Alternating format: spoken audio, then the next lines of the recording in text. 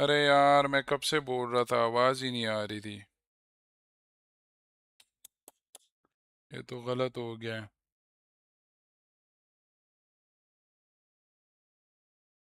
और ये क्यों नहीं आ रही आवाज यार।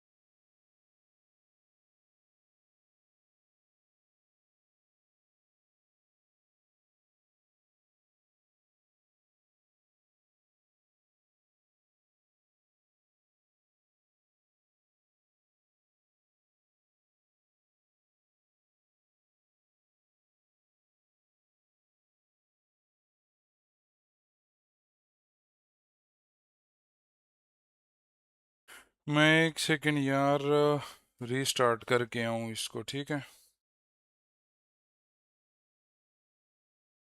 Hunting for them and अच्छा looking, ji, they've been working अस्सलाम hunting for them and अच्छा looking, ji, they've been working अस्सलाम all year वालेकुम, क्या long हालात to हुआ, get क्या here, हाल है। and we can tell the teams मुझे that लगता है have कि लाइव prepped, and मेरी it's फिर every से single start one of them. It's होगी। wild to see all these names, and the level of competition has never been so even, in my opinion, right? I mean, there is squads all across the board. They get a good couple zones, good couple situations. They're not messing around. They're going to take full advantage of it here. You talked about Fudia, right? I think it's only a matter of time before we see them get a chicken dinner. We got to see some keys a little earlier. We saw that Team Vitality key, Tianba, 2 monster squads as well. So it's just really about that consistently, like you talked about. But you know what? We're in the final Erangel of the day, John. One thing that stands out to me, without a shadow of a doubt, is Pachinki, right? What is going on there? That last game has to mean that something's got to switch up, right? It has to. Something definitely has to change. For me, I feel like Enigma Galaxy, they kind of, well, certainly we know how consistently Ralph will just sacrifice tournaments to hold on to Pachinki. So for me, I'm just unsure as to why Ida made the decision to stick to that drop spot. There are obviously other opportunities, and it's sort of, it reads ego to me. It reads ego that they aren't disengaging. I liked Four Thrive's adjustment. They were able to get in. They were able to get, I think, 2 eliminations right at the start of the match. Really, really nice stuff from that very peer position that they normally drop around. They were able to move on up. They exploited that situation. But I think that the second good decision that Four Thrive's made in that scenario was not to hunt down Ralph, right? Because he's a solo, he's hiding in a corner. यार दोस्त मुझे message कर रहे हैं कि four thrives जो है ना बहुत खराब जा रही है और स्पेशली मुहिब, तो ये तो अभी पहला दिन है, थर्ड मैच है और the other side of a hot drop in Pachinki that is a massive factor, certainly for later into mid and later game, is the fact that in a hot drop, you don't get that loop truck, and you can't get a double either, which means that it went over to Vitality during that last match. It goes over to other teams who just sit on that northwest side. It's also an incredibly clear indicator that a hot drop is happening through a team out there, so they can grab that one and send on in to maybe pick up the pieces. Yeah, let's take a look at some of the highlights here before we get started, as these teams are going to get locked and loaded here in just a second here, folks. But yeah, you know, when we go back to that hot drop, it's wild to see. I've been kind of watching these two teams talk to each other all along here in Paris. And I'd see, you know, Enigma Galaxy players walk by Ida players and kind of have some exchanging of words. चलो जी, like share subscribe जरा ठोको जरा, ठीक है, add करके. I think it's just a devastating loss for this to continue here for both of them. And in the last game, it showed, just like, because guess what? Four Thrives. They came to party right after. They were like, oh, you know what? There's a silly fight happening in Pachinki. We'll take those eliminations. And they got some of them, right? So I think now that you have Four Thrives, especially now on the hunt for this, it's got to make, you know, Ida, and Enigma Galaxy have to start second rethinking, I think, some things. But at the end of the day, like you said it, you know, for those of you guys that don't know Ralph's true name, it's Ralph Pachinki Sanchez Montero III. Okay. Pachinki is in the name, all right? And he will refuse to let it go. And I mean, they've dominated it, right? We saw them be able to take out Ida, but now that you have 4 Thrives coming into play, it's got to make you second guess things. I mean, I'm pretty sure that dropping in Pachinki is in Ralph's will somewhere. Yeah. When he hopefully, in the very far future. But if he keeps dropping in Pachinki in-game, he's certainly not going to have a long life expectancy. Aurora Gaming able to do the business, but we are going to head to a quick video whilst we get this lobby ready to rock for our last Pachinki today.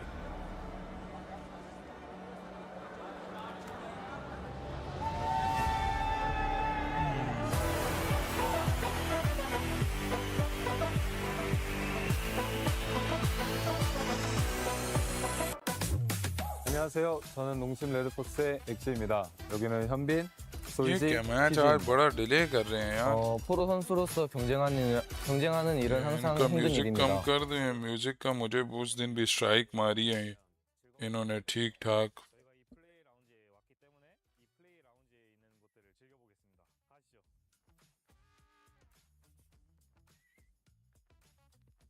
가시죠.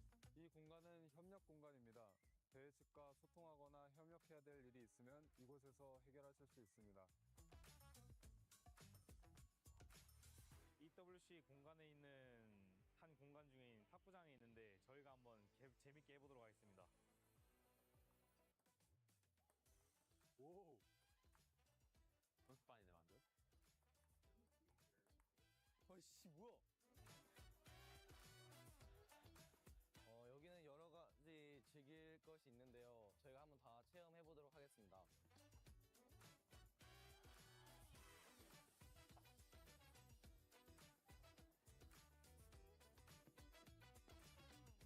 대회를 할 때면 항상 배고플 때가 있는데 EWC에서 제공해주는 음식이 있는데 그 품질이 아주 좋고 최고급이라고 해서 저희가 한번 먹으러 와봤습니다.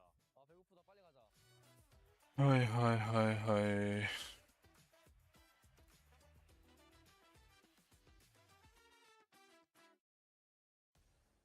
Welcome back to the Hot Drop Watch here as we await the fate of Pachinki. It is still undetermined as to who is going to last the longest in that location, and if we may have a 4th, a 5th, or maybe even more teams. Perhaps everybody is going to Pachinki. It's going to be a 64-player brawl in the center of the map. You know what? I'm in. I want to see that action. That would be absolutely insane. I mean, if it was going to be possible, now would be the time because it's the last one of the day. But you know what? It's time to see what exactly is going to happen as we get into the map. Final Erangel of day 1 of the finals. And let's see who's going to be able to put some serious points on the board before we get into the sandy deserts of Miramar.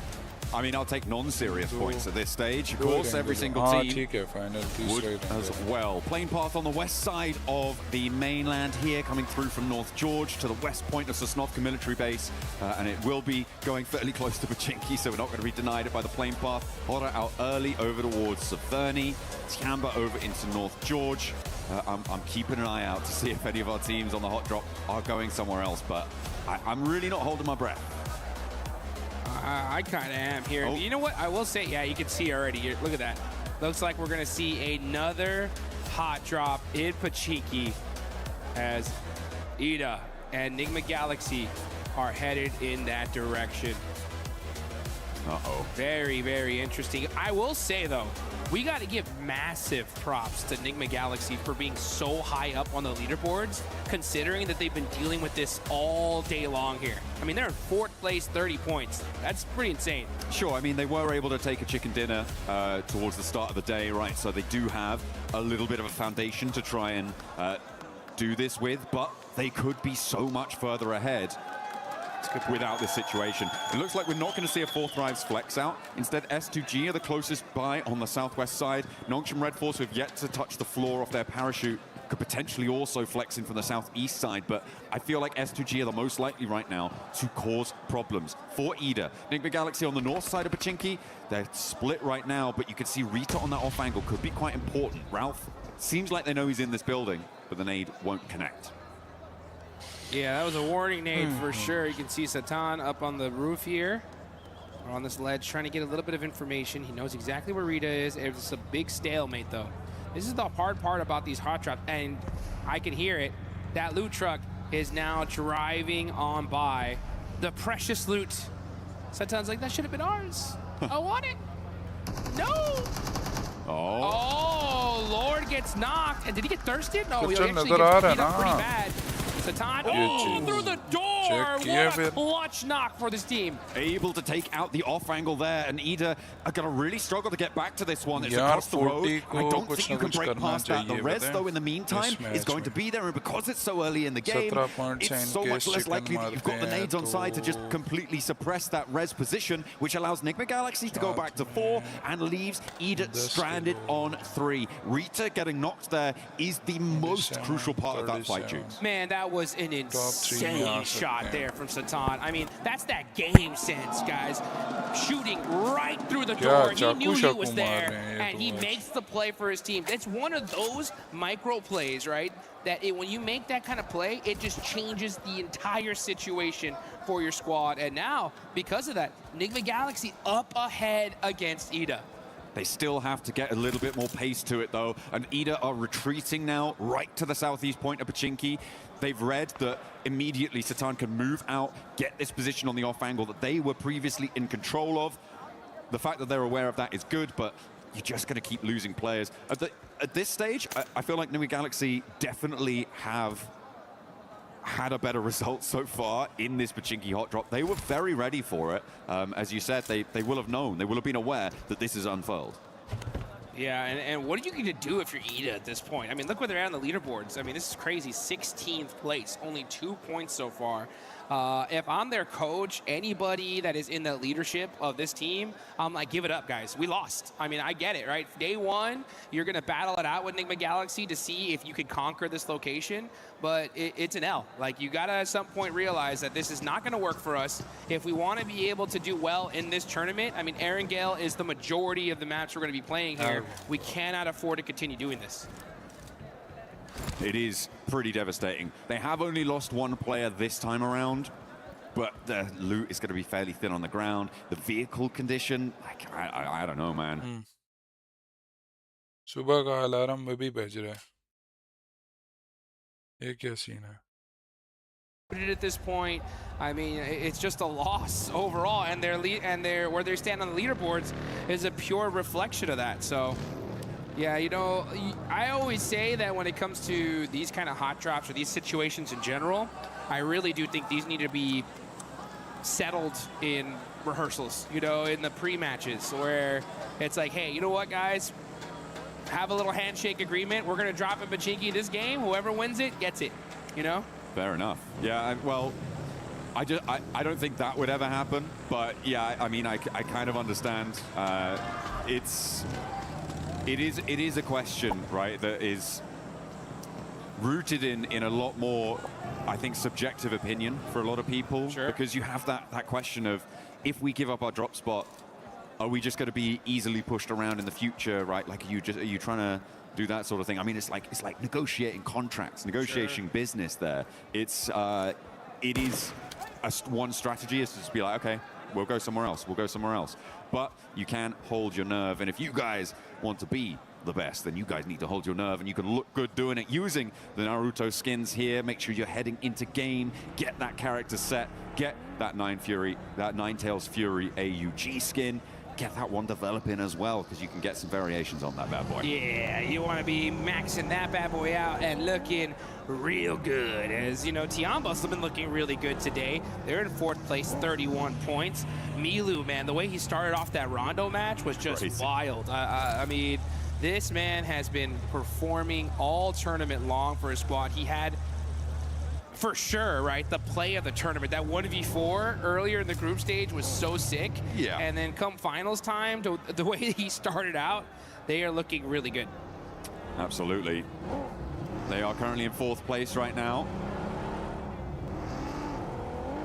Looking to try and keep themselves within striking distance of that 1st place spot, Godlike. Would love to try and join them, but they are a little bit more destitute on that points front with only 8 towards the bottom of those tables. Another circle heading up towards the north side, split by that central river. A lot of open ground south of Severny being covered actually mostly by Aura, who have a wide spread around the river, are causing a lot of problems. I'm interested to see how many teams look to head east of Yasnaya. Furia likely going to do so. Could potentially see that from teams who are still on the military island, by the way, Aurora and Al-Ula. And maybe we'll see it from one of the 2 teams who are still in Pochinki too, because, well, it looks like Ida looking to push back in and re-engage. Enigma Galaxy have been working the ground in the meantime, snaffling up all that loot and checking every corner. Or at least I hope they are. Yeah, they better be, that's for sure. I mean, you can definitely tell they're keeping their head on a swivel here. They got to know that Ida's around here somewhere. They're just clearing building by building with Satan on the other side, rocking a 3-1 split. Got to be careful, though. One nade could be dangerous. Oh, the shots ring on out, and the knock onto Coops is huge. He's got another nade as well. Coops is in danger here. Ralph does need to get some healing done before he can go for that revive, but he should be okay to do it. You can't step forwards and go for the cross. And again, Satan is on that off angle. Just about misses Swain on the cross, but he should be able to call that one out. Should have spotted it. Lord is already cooking a nade. He knows he's in the building now. Launches it forwards, and he takes it down. Beautiful communication. The plays from Enigma Galaxy in Pochinki are just insane. How do they do these wild bounce back shots, nades that just turn the fight in their direction? This just goes to show you, when you know this side of the map like the back of your hand, it's gonna pay dividends. In the meantime, Nongshim Red Force and 4th Rise are going head-to-head. And at the moment, it looks like 4th Rise are in the driver's seat. This is out to the east side of Potato Hill, but they are grabbing a couple of flushes on board as well. We keep going with this hot drop, though. Yeah, Nongshim Red Force, they're going to try and get out, just leave a solo survivor coming on through. And another knock goes on in. This is Enigma Galaxy sweeping it under the rug. They're putting this hot drop to bed. It cannot come back tomorrow. It would be a terrible idea. I can't stress how difficult this is to do, right? To be able to deal with this hot drop so frequently and to just execute in this perfect fashion. I mean, not losing a single player, getting those 4 points early on is just insane. There was a hard north shift on the circle in the meantime. We are watching all of this hot drop unfold, but it is pushing teams now north very, very quickly, which is causing conflict around the crossings as Coops finds the final player on Ida. And down they go. All 4 players from Enigma Galaxy are there, and no third party came on through as well. Now we're going to jump over towards the teams that are looking to put pressure on up towards the north side. We talked a little bit about Nongshim Red Force losing 3 of their players. 4th Rise lost 1, but they did manage to get the 3 points for that fight. They are both still south of the river.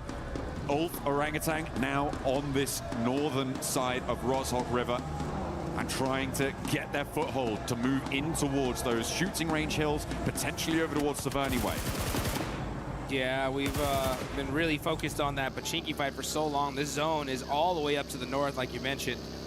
We already got Fudia up there in Severny, E-Arena over by shooting range right now, taking that Snake Hill position. And now we're gonna see a lot of these teams start make that rotation. Aurora Gaming, the one rock! You gotta hit it for good luck. That's a map open right there, guaranteed. 100% look at me. Yeah. No ways. I think we're gonna go here, guys. Map open. Oh, okay, we're getting another replay. This is on the 4th Rise and Nongshim Red Force fight. They'd already lost T24, but the hold from Hazaifa, the angles that he was able to clock, it seems. Pretty efficacious on the high ground there. Love to see it for 4th Rise. Aurora on that crossing, run into Vitality. Looks like they may have run their last across these bridges. This western hold looking quite good for Vitality, who, for the time being, have been a little bit quieter, I think it's safe to say, than their group stage performances, but they're still very much there. They're still very much present. is, well, certainly their presence is being felt by Aurora on this northwest side. Vitality. Oh, southern shift here, and a big southern shift. This actually might be really good for the side of Enigma Galaxy, as they're going to be mushing in super late here. And are you kidding me? If this zone actually south shifts one more time to Roz, that would be devastating for this lobby. Aurora, I'm trying to figure out, what do you think they're doing here, right? They're over there by North George, splitting up, maybe trying to find some OG is camping, guys. Well, I mean, they were being held out by Vitality, right? So you're right. They're just trying to take With a turn around the town to maybe 5 allow points in Vitality 3 to matches. disengage and then maybe re-engage later on, see what they can do with a little bit less pressure from the river crossing on that front. Team Flash over on the east side need to settle their score with Alula to try and get towards the circle. And it is not looking pretty for Alula. They lose a player. Not a good start, but yeah, it would be kind of mental to send all the way down to Rozhok. It'd be great for Enigma Galaxy, right? They're still just on the north side of Pachinki, so they could just take up that mountain and lickety-split, get themselves another chicken dinner. Godlike, in the meantime, on the hunt in the middle. Getting stuff done, getting bits out to Mania and it seems that they are going to be able to take at least one and get the flush for Godlike. Mormon, the name looks good. Puts them all the way down to 1 HP. Mormon, pow, pow, pow. S12K getting the finish. And look at that. I mean, teammate instantly there with the vehicle to make sure that they can get him over to safety. So Aura going to have to go out pretty early here in this game. Only one single player up, see what he can do later on. But now we're off to the gas station with a Furia. Keeping their eyes onto Team Flash. Win has the P90 and the ghillie suit. So he definitely won that crate drop. He came out absolutely stacked to the teeth and hits the tree for good luck. That is a necessary thing to do here, folks. Yeah, absolutely. Bold just a strategy. Little tap on the tree. You know, tap. Little shout out to Mother Nature there, just saying hi, and then gotta make sure it's secure. Yeah, and then proceeding to unleash lead into the hillsides around him. Well, 40 open with that full P90. open Team Flash getting out of dodge from this east side could be tricky. S2G managed to make their way to one of the buildings here that is this lineup from S2G, from Orangutan, from Tianba, and from Ulf. On this lineup, very central on the circle, some very defensible positions, but teams will start to crowd in around them. Vitality and Aurora, this is the re-engage, Dukes. Here they go, they're battling it again, and it looks like Aurora are on top so far with that knock on a Razak. Here they, you can see Zol driving around, trying to get some information. Federalis up close and personal, having to run back. Oh, it's Godlike on the other side. Yeah, that's too dangerous. Vitality need to disengage this, as their 6 is not covered. Yeah. Crazy is driving up close and personal, giving an opportunity for Reesvis to put some shots onto him. And yeah, it's just down to these 2 players left for Aurora. This fight would have definitely went off earlier, but that third party from Godlike bought Aurora Gaming some time. A little bit, but now they're down to 2. And Vitality doing a little bit of nade there, not ideal. E-Arena in the meantime trying to find their way in on the north side, but it's not looking super accessible right now. And now it seems like they're engaged with the final player from Horror. Sleepy is holding it, but in the meantime a crash. S2G trying to roll across, but Tiamba are holding face against it, and they are not going to let S2G in without a fight. Aurora want to jump in and join the party here. A nade in, that could be brutal there. Right under his feet. Is it going to blast him down? But there's an answer, and Reekus falls. A third knock over towards Tiamba, but now everybody has been isolated and evacuated from this fight. Nobody's left to put the pressure on this triple knock. Are you kidding me? It looked like these guys were fighting in a lake of fire here. QZ in the center of it. And Top could have been there to make that play, but unfortunately, there are too many teams surrounding him, and it stopped that crucial third party. Oh, another nade from Top. Doesn't quite connect there. There is an answering nade, and that is going to back Top off nicely. The run around there. Orangutan maybe missing a beat there, maybe missing a trick. Not able to flex out. Didn't quite have the angle on it. Top! Oh, Top just about behind the concrete there to keep him safe from catch, but they know exactly where he is. He's got 2 smokes. He is slap bang in the middle of the circle, though, Dukes, and that might be a little bit of a help until another team rocks up with nowhere to go. They're going to roll right on top of this guy.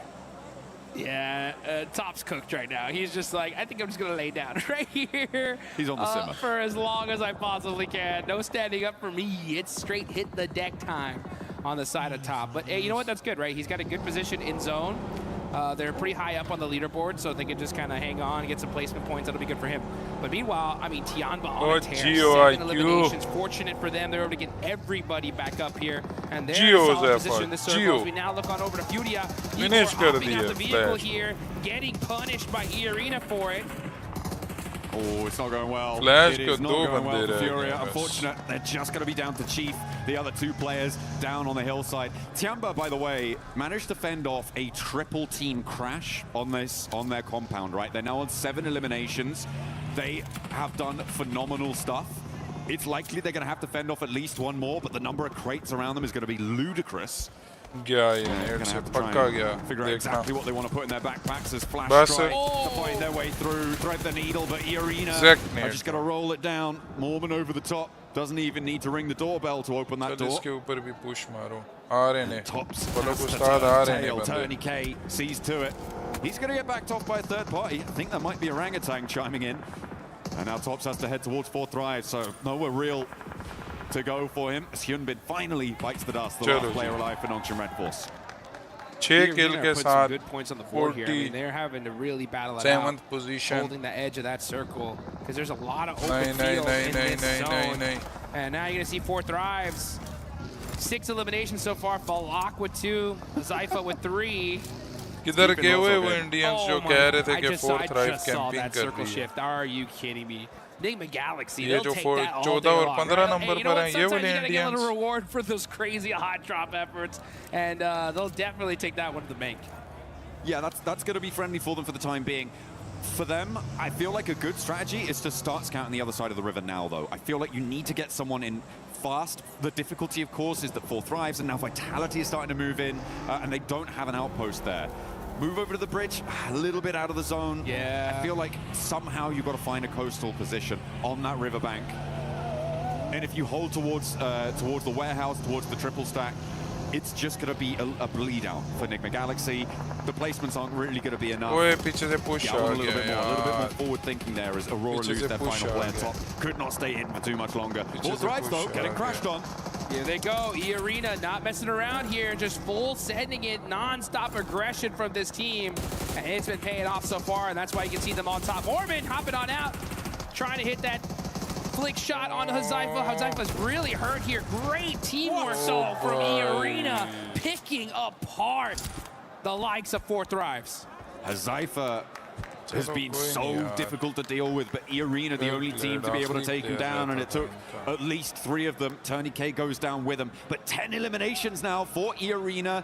Very possible to get this res. This is the chance, though, for Enigma Galaxy to move across. And look at Ralph. He's getting over. Coops is looking to join him. This is the perfect opportunity, whilst these teams on the East are preoccupied. A little bit slow to get the third party, but it is a good first step. I like what they've been able to do there. We've seen counterpointed river cross positions in 2-2 splits work well in the past. I'm hoping they can leverage that here.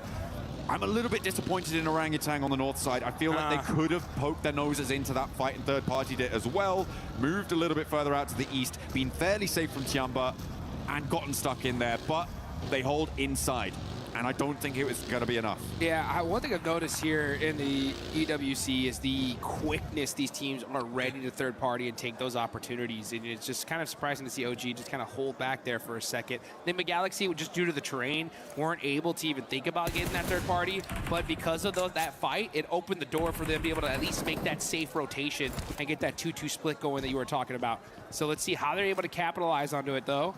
As now is the calm before the storm. We are in stage number 5. All these teams just planning it out, trying to figure out, okay, if the zone goes over here, we're going to have to make these plays. If the zone stays on us, then GG, baby. We just shoot at everything in sight. Yeah, we're going to get the next zone unveiling itself in the next 20 seconds or so.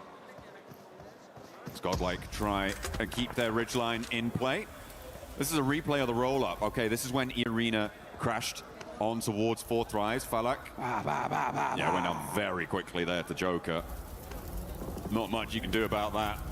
When the flying vehicle launches over the top, the bunny rabbits bound on into your sightlines. He wasn't ready for it, which is kind of unfortunate. Next circle, though, comes in Jukes. And it will head over to the west. So I think the Galaxy do have to get on the road. Ulf fairly happy in their compound, but Godlike are putting pressure on. Yeah, Godlike. Remember, as Power said, the domination starts now. Let's see if they can actually make that thing, though, as they got Ulf right behind them. They're super pinched, making it very difficult for them to make a play from their position. And now you can see Scarface getting up close and personal. As Power trying to smoke some things out, buy his teams some time. It's going to be up to him and Admino, though, as they are just trying to hold this spot. Unfortunately for them, though, it's outside of circle. Yeah, so now Ulf are in a perfect position to gate cardi this. Oh, nice shots, though, from Admino. But unfortunately, those smokes are perfectly put, and he's not able to get the thirst. The nade is up high, doesn't quite go the distance. It went completely out of his viewing angle there. If it had been just a little bit further, that could have been a straight knock there. S-Power gets across. Managed to get some healing started as well, but that blue zone pressure is coming through. We're looking at OG and E-Arena, as well as Nigma Galaxy, also having to make moves in the meantime, Dukes. Tiamba gonna have to move. There is a lot of teams that have to make some difficult decisions now, and OG are making it right now. They're gonna roll straight on forwards, try and get dead center here and contest with Nigma Galaxy on the coastline into Vitality sightlines as well. They drop down, and 3 of them managed to get across, not unscathed, but alive. Great IQ of a rotation. They knew that one little plateau was right there. They were able to head straight towards it to get their safe. Coops in trouble. The closest nade, he's done. Oh, able to get the heal off, and now get some shots downrange. Headshot onto Mormon. Joker right there next to him, though. Can Coops get to safety? No, he gets knocked, and E-Arena are going to continue to apply that pressure, getting that thirst immediately there onto Coops. At Nigma Galaxy just getting picked apart. That 2-2 split not working out. That was insane for Coops to be able to do so much damage on that angle. He really held Ralph in the game there, and are leaving Nigma Galaxy on 3. Orangutan lost players on the center as well. They are now down to just 2 as E-Arena make the same mad dash. The mad crash against Tianbao will not work out for them, and E-Arena evaporated. E-Arena evaporated, and they end up feeding the beast that is Tianba. They did put some good points on the board for them, and I love to see that aggression. Let's see if Tianba, though, can put even some more points and get this chicken dinner. They already have 10 eliminations. They're looking pretty unstoppable. S-Power forced to hit the deck. Ulf now with those sidelines just punishing them. I mean, they have this position locked down. You needed that to be on angle there to suppress Ulf, but no, not quite there. Not didn't have the presence, and it's a difficult spot on the north side, so I can't really blame them too much there. Now the transition to the rest of the circle. A knock over towards Tiamba, and the final flush onto Godlike as well. Another nade over towards Tiamba. They're getting caught in the crunch as Nigma Galaxy move up the hill. They're challenging Tiamba. They're doing a lot on this eastern side, and Nigma Galaxy perfect timing there for Nigma Galaxy. They understand the situation. Hey, we got to push up. We can't just sit back and relax, wait for them to come to us. And you can see Lord with those nades applying the pressure. I think they need to slow things down a little bit, though. The circle is coming. The circle will push these teams out. So you want to make sure you hold on to all of that utility up until that last and final second. And I think they realize that. That's why they're starting to hold on to those nades. But the shots ringing out. Eagle getting a nice knock on Aaron. That's their biggest threat right now. Catch, though, with the response over to QZZ. And it leaves Eagle alone. Dropping that smoke, the zone starts closing in 15 seconds, so this res needs to be now. It needs to come through as fast as possible to be able to be in a position to move out. Orangutan lose their final player. Gone. And it is going to go down to Nigma Galaxy, who are now up on 7 elims. Their transition from across the river has gone so well for them.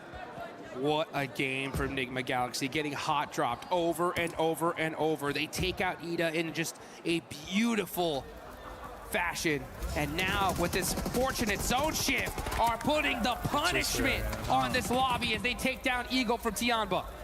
Now QZZ will go down too, and Tianba knocked out. They managed to get a whole host of points, though, 14 on the match. And they will keep themselves in the running for the podium. Nigma Galaxy looking to join them. There's not enough room for both of you. You've got to organize it. Back to front, stand the line. But Vitality gonna have to leave as well from their cover on that south edge. Does Solus not see Satan right there in that corner? He had to see him now. No, he's too focused downhill. Oh, never mind. It's going to be Axel that catches him out. So it's all up to Vitality. Axel, the last player up. Is he able to survive? Oh, Ralph gets knocked as well. Ulf are captaining from this compound for quite a while now. They haven't had to leave it. And when they do, it's against two duo teams with one of their players on either side knocked. For Ulf, this should be a clean sweep. There are no two ways about it, but it might get a little bit Oh, hairy. shot, First, and Aaron doesn't even hit the deck. A 2v2, 2v4 here would be needed for Vitality, and they are getting cut across, sliced and diced. Ulf are on the hunt, downhill, they roll on in, and it's just Razy to stand in their way. The smoke billows, the P90 at hand. You couldn't ask for a better setup, but Ulf are here, and they have the nades, the ordnance to blast them apart at the seams. And that is how you do it, folks. Ulf just taking full opportunity there and capitalizing it on it. We love to be able to see that. That building so strong, it was in circle all the way up there towards the end, but they didn't just sit on their hands, right? They just saw, they hunted down every elimination they possibly could, and then once they realized that those teams were weak, they pushed out immediately and were able to get it done. Some real heads-up plays, some proactive plays during that match. I mean, we focused a lot at the start on the hot drop, but the rotations up towards the north side also came in to be really impactful later on into that match, right? It was the teams that got there early that had the staying power. For me, a highlight of that game was also Tiamba holding off against the triple crash. It was Alula, followed by S2G, followed by Aurora. Everybody wanted to get into that central compound, but they denied them access at every single turn. It was a shame that Tiamba couldn't go the full distance. They did get shut out. And I feel like for Orangutan, they could have had more of an impact on that northeast side that would have changed the tune there. And hopefully they can find those opportunities in the future. It would be great to see them perform at the level we know them to be capable of from their performance in the group stage. But it is looking pretty powerful on multiple fronts. It's so tough. I mean, everybody here is playing just hyper aggression. Zero hesitation gameplay here live in Paris. The second you see an opportunity, these teams are taking it. One team in particular, right? We got to talk about it. Is E-Arena. Just straight aggression there towards the end game. They soak up a ton of eliminations. Unfortunately, don't get the chicken dinner, but when you get that many elims, that's a good game no matter what. Yeah, that fight with 4 Thrives over the ridgeline worked out well for them. And again, the lack of third party allowed them to keep in the match for a lot longer. They were down to just a single player standing at one point, but they managed to get back to 3 to recover that pressure without any third party look-ins coming on through. And yeah, for E-Arena, it's a good result.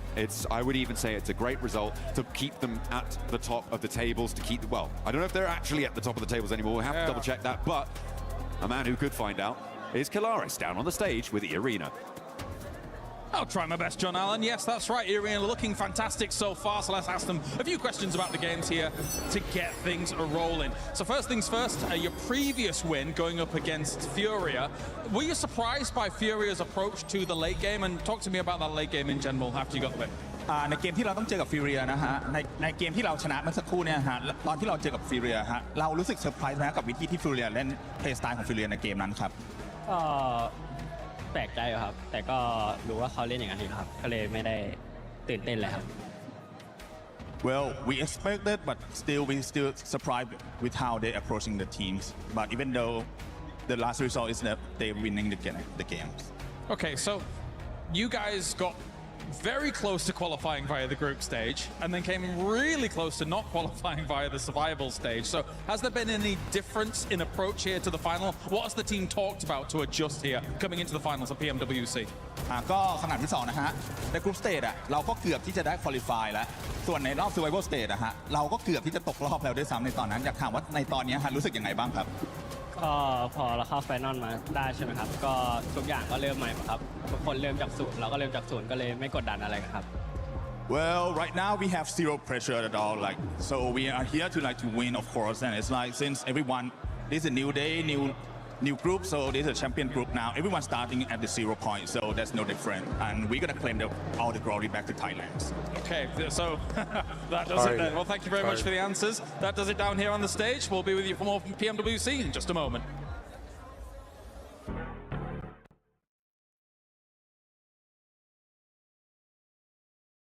मैं music full बंद कर sound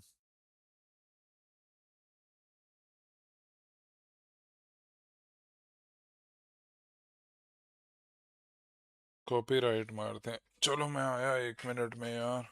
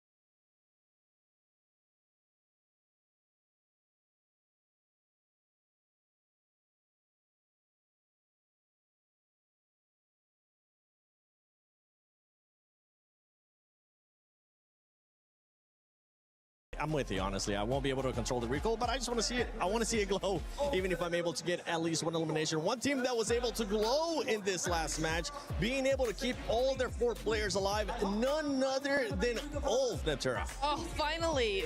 You said it, right? We're finally getting a play where we actually have all of Ulf still around, still here to fight for the end game, to fight for that chicken dinner coming on through. Yeah, really, really nice to see. I mean, yes, they didn't have to contest it too much. They had 1 or 2 fights in the mid stage of the game, OG more notably, but then they were able to just hold their position, wait for the right time, and then once that time struck, Max, they were all over that final circle. Yeah, I mean, really able to get himself some good presence at the end, keeping 4 players alive, which is my biggest issue with them since PMGO Season 1 in Jakarta this year. And you know what? They're able to finally get it done. I told you, they're a slow starting team. We're getting to the finals. We're finally starting to see these more dominant finishes from Ulf. But second place, Nemo Galaxy.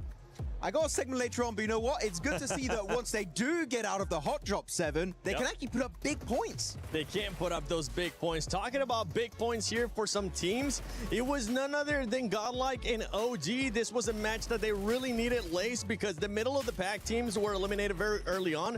They needed to be able to catch up, but they were only able, both teams were only able to catch 5 points apiece.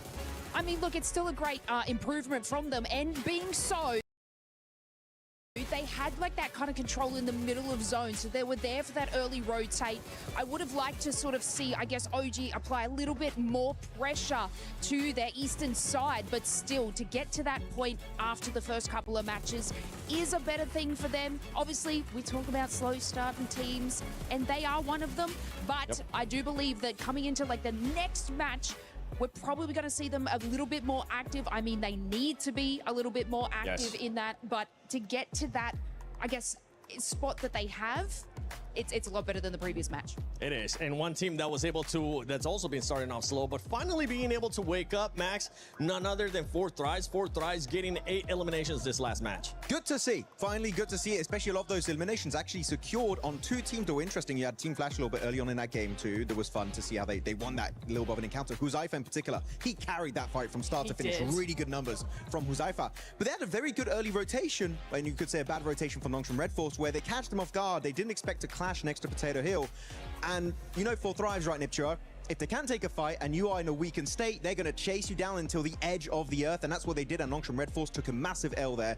So 4Thrives, if you know where they're going to rotate, I would try and avoid them because they don't like having neighbors around them. No, they don't. And even in this state of where we're seeing them of just kind of indecision, I think they don't really know what's going on. But it is nice to see that, yeah, they're still a threat even in this state. And it's just been really difficult for me to actually watch 4Thrives because I'm used to a very confident team that knows exactly what they're doing at all times. And I can tell that they're not sure what's wrong, why this isn't really happening. There's a little bit of the old spark there in this last game, but I think really it's just indecision. They're hesitating just too much. Didn't you say like something about T24 going out a lot early recently? Like that's been a big issue, right? Early. Yeah, and he's one of the big fraggers. He's really up and coming as a big fragger for the team. So for him to go out early, yes, Huzaifa is able to clutch, but you know, T24, they need a 4th player. They need somebody like him on that squad to just stay alive a little bit longer. Yeah, T24 was able to start slow during groups as well. Then he was able to pick it up. But right here in the finals, you don't want to be starting slow. So that's one team we'll definitely be looking to see bounce back. One team that has been really consistent, especially with eliminations, we talked about it earlier, Lace, is none other than Tiamba. Tiamba just keeps putting up those eliminations in a big way. They absolutely have, and I also want to add into that, like, keeping up those sort of eliminations. It's also E-Arena. Like, we sort of, like, look at these 2 powerhouse squads, and we're going to have to get a mashup with these 2 teams because they are making it in those top 5 positions. They are clearing their space. They're grabbing the eliminations along the way, even in a fight where I think it was Enigma Galaxy, could have pushed E-Arena a lot earlier in their position, but for whatever reason, I'm sure Max will cover it, they didn't sort of get into that contention, but E-Arena just kept making power plays for the spot that they want. Tiamba is also making those power plays to get the position that they want. Day is what will capitalize you for going into tomorrow. So this steady, I guess, excel in eliminations has been awesome from both of these squads. Yeah, especially for E-Arena, right? Remember what we saw of E-Arena in day one of their Group B? Big they bang, were then a able to downfall. get those 29 eliminations in Rondo, and then after that, they kind of just ended up dying off. So we're actually going to be looking at a comparison between Group Day 1 and also what they're doing here in the finals. And something that I want you to keep in mind is the placement that this team is currently being able to put up, being able to survive even longer, and the eliminations are even higher because they have been consistent with those eliminations. They have been very, very consistent. It's been back-to-back-to-back games of just really good placement, good strategy, good synergy with the team as well. They look fairly confident. The lobby is hard. I'm going to say that. It is a very, very difficult lobby, night and day from the group stage, from the survival stage, but they are handling it very well. I do want to say very quickly, what I loved about the fight with For Thrives, right? That dip, the way they use the terrain, because there's a bit of a cliff area there, it's a dip, and then you got those two cliffs, and what actually they ended up using is they went off the cliff, back behind For Thrives, and then used that terrain where they couldn't actually see to move around in front of them as well. So it gave the illusion that they were everywhere at once when really they weren't. And for a team that is slightly struggling like For Thrives, that was just the death knell. So very well played by EA. Good knowledge of the terrain and great synergy overall. It was a magic trick almost. It was. Houdini. It really was. Max, there is something that has been pretty much pissing us off when we talk about Aaron Gill, and that is the hot drops that we're seeing between Nigma Galaxy and none other than Ida. It's good for Nigma Galaxy right now, but Ida is just, they're just squandering their hopes. Yeah, I mean, Nigma Galaxy, you saw what we could do when they can actually get out of the hot drop, but here you go, Pachinki, Nigma Galaxy dropping there since the 1990s at this point, and Ida going to be joining up on this one. And initially, I was like, okay, Ida, you should not be going for this hot drop. You know as a clear-up fact that Nigma Galaxy will never go up this location. And it's almost getting to the point for me, Niptura, where I'm thinking, Nigma Galaxy, maybe this would be a good opportunity for you to start leading, because Ida are not just ruining your Erangels, they're ruining your entire tournament run so far. Yeah, it's really weird, right? Because for Nigma Galaxy, it's like Ida is the newcomers. They need to get out. Clearly, it's not working for them. They have 2 points over the entire day. 1, 2, that's it. But you're right, Nigma Galaxy is ending up ruining their tournament chances as well, because we are seeing really good performances from Nigma. I love how they've been playing, but they're just entering the zone way too late because of Ida. Yeah, of course, we did say this game was good, right? Because they got out of the hot drop as a four-man team. They lose a single player. I promise you, they do not get a finish like that. They do not get that many points. So right now, Nigma Galaxy, I would say there are other options available, and I understand it's your drop. You've been there for the longest time, but I do not care at this point which team leaves. One team has to leave. This is a waste of time, and it's making me angry, and I'm just looking at that on the early game. Can I also just interject here and go, Ida, what are you doing?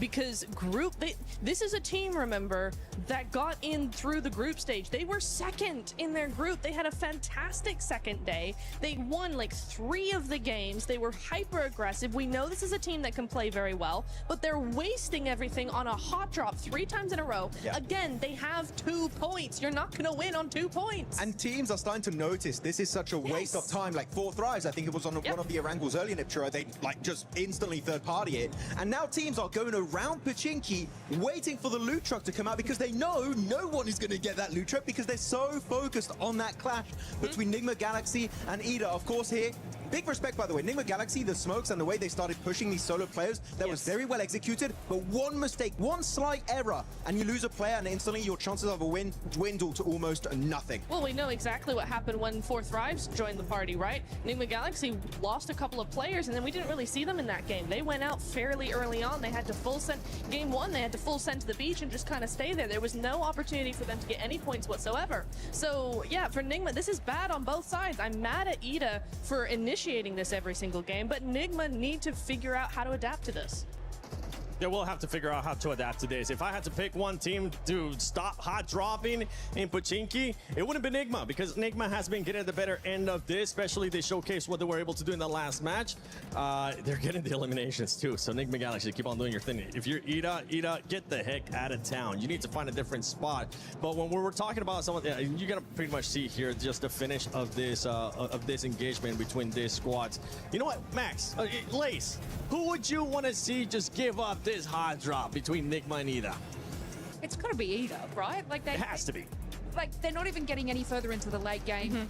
They should have just made the decision to sort of rotate from this position. I mean, you know, I was kind of touching on, I think, Nigma Galaxy a little bit later into the zone, how they're making slow decisions. But again, this is slowing their decision. But Eat Up just, Look, by the way, look on the left side of your screen. While they're still in their looting stage, technically, right? So Hot Drop's a bit weird, it's a bit different. You have Nongshim Red Force fighting Four Thrives on their first rotation after the looting stage. This is, look, even here, you have the fight Orangutan fighting Ulf. So everything is happening in the game. Teams are not going to wait for you. And while that's happening, you're still in your initial drop location and you have no scouting done. The loot truck, you can see on the left side of your screen, he came back for round 2. Round 2, and the fight is still not done. What are we doing? It's okay, Max. This is Picado red buildings all over again. It's really annoying. It's Picado red buildings all over again, Max. I mean, we get so mad at that hot drop, and we still have the Miramars to go. So if I review hot drop red building Picado, I am going to come over to your table and I'm going to be aggressive. Yes, I'm going to moonwalk. I'm going to hee at you very aggressively. TLDR for the entire segment, we don't like it. End of story. Unless you're Nick Galaxy. Nick Galaxy currently in 3rd place. You have E-Arena right now in 1st place with 48 points. Tiamba continuing on those consistency of eliminations. This is the main story for Tiamba right now. 45 points, 37 coming from the Elims. And if we start going down, we are seeing one team that has been going down as the day has been going on. And it's none other than Aurora, Max. Yeah, unfortunately, I still have not seen the comeback of Doc, right? I would even take the dockening at this point. I would be like, I want to see something come out of it. Yeah, they've definitely been slowing down quite significantly. Keep in mind, they've got 11 placement points, sure, but they got 2nd place in the first round, but that's 6 placement points. After that, the rest of the day is only 5 placement points after 3 Erangles back to back to back. Quite disappointing, especially when it's just outside of Ferry Pier. I was expecting way more. They're slipping down, and especially when Ulf now, they've just got a 4-man finish. You know, Ulf are going to be chasing for that podium spot. I mean, for me, I'm not too worried about Aurora right now. They've had a good start to the day or start to the finals, and we do know that this is a team that really waits until the last minute to actually do something. They just do just enough to stay ahead. But the problem is when you're seeing teams like Ulf, like Vitality, we haven't even seen Vitality at their best yet. You know, teams like this that are going to be coming up and gaining that momentum as the days go on, Aurora are going to get left behind pretty quickly. So you are worried or you're not worried? I'm on the fence as of right now. At the end of the day, I'll be a bit worried. Okay, because you say I'm not worried, and then you start sounding very worried to me. I'm not too worried. It started to sink in. She's like, oh, actually, this isn't looking too good. You just kept saying more teams, and I'm like, okay. That sounds like you're contradicting yourself here. Four Thrives ends up finding themselves here in the first page, but going here towards the second page, we really haven't seen much lays out of S2G. With Furia, it's been a hit of a miss, and then we got some of the other squads there. S2G are getting busy, right? But they are sort of like losing the contests on these fights. They're able to get the placement points. It's been great. Chicken dinners are coming through, but it's kind of like more of a gifted scenario in a lot of segments. But you've heard me about Fury, guys. I'm not going to go on about that. But what driver's license, I won't carry on about that. But look, I even just want to touch on Vitality. We didn't really get to talk about them. They are playing incredibly scared. So Neptura, after your sort of worried statement, I am also worried in that sense, because even in that final zone there, they had the western side to sort of scoop up behind Nigma Galaxy, and they did nothing. Yep.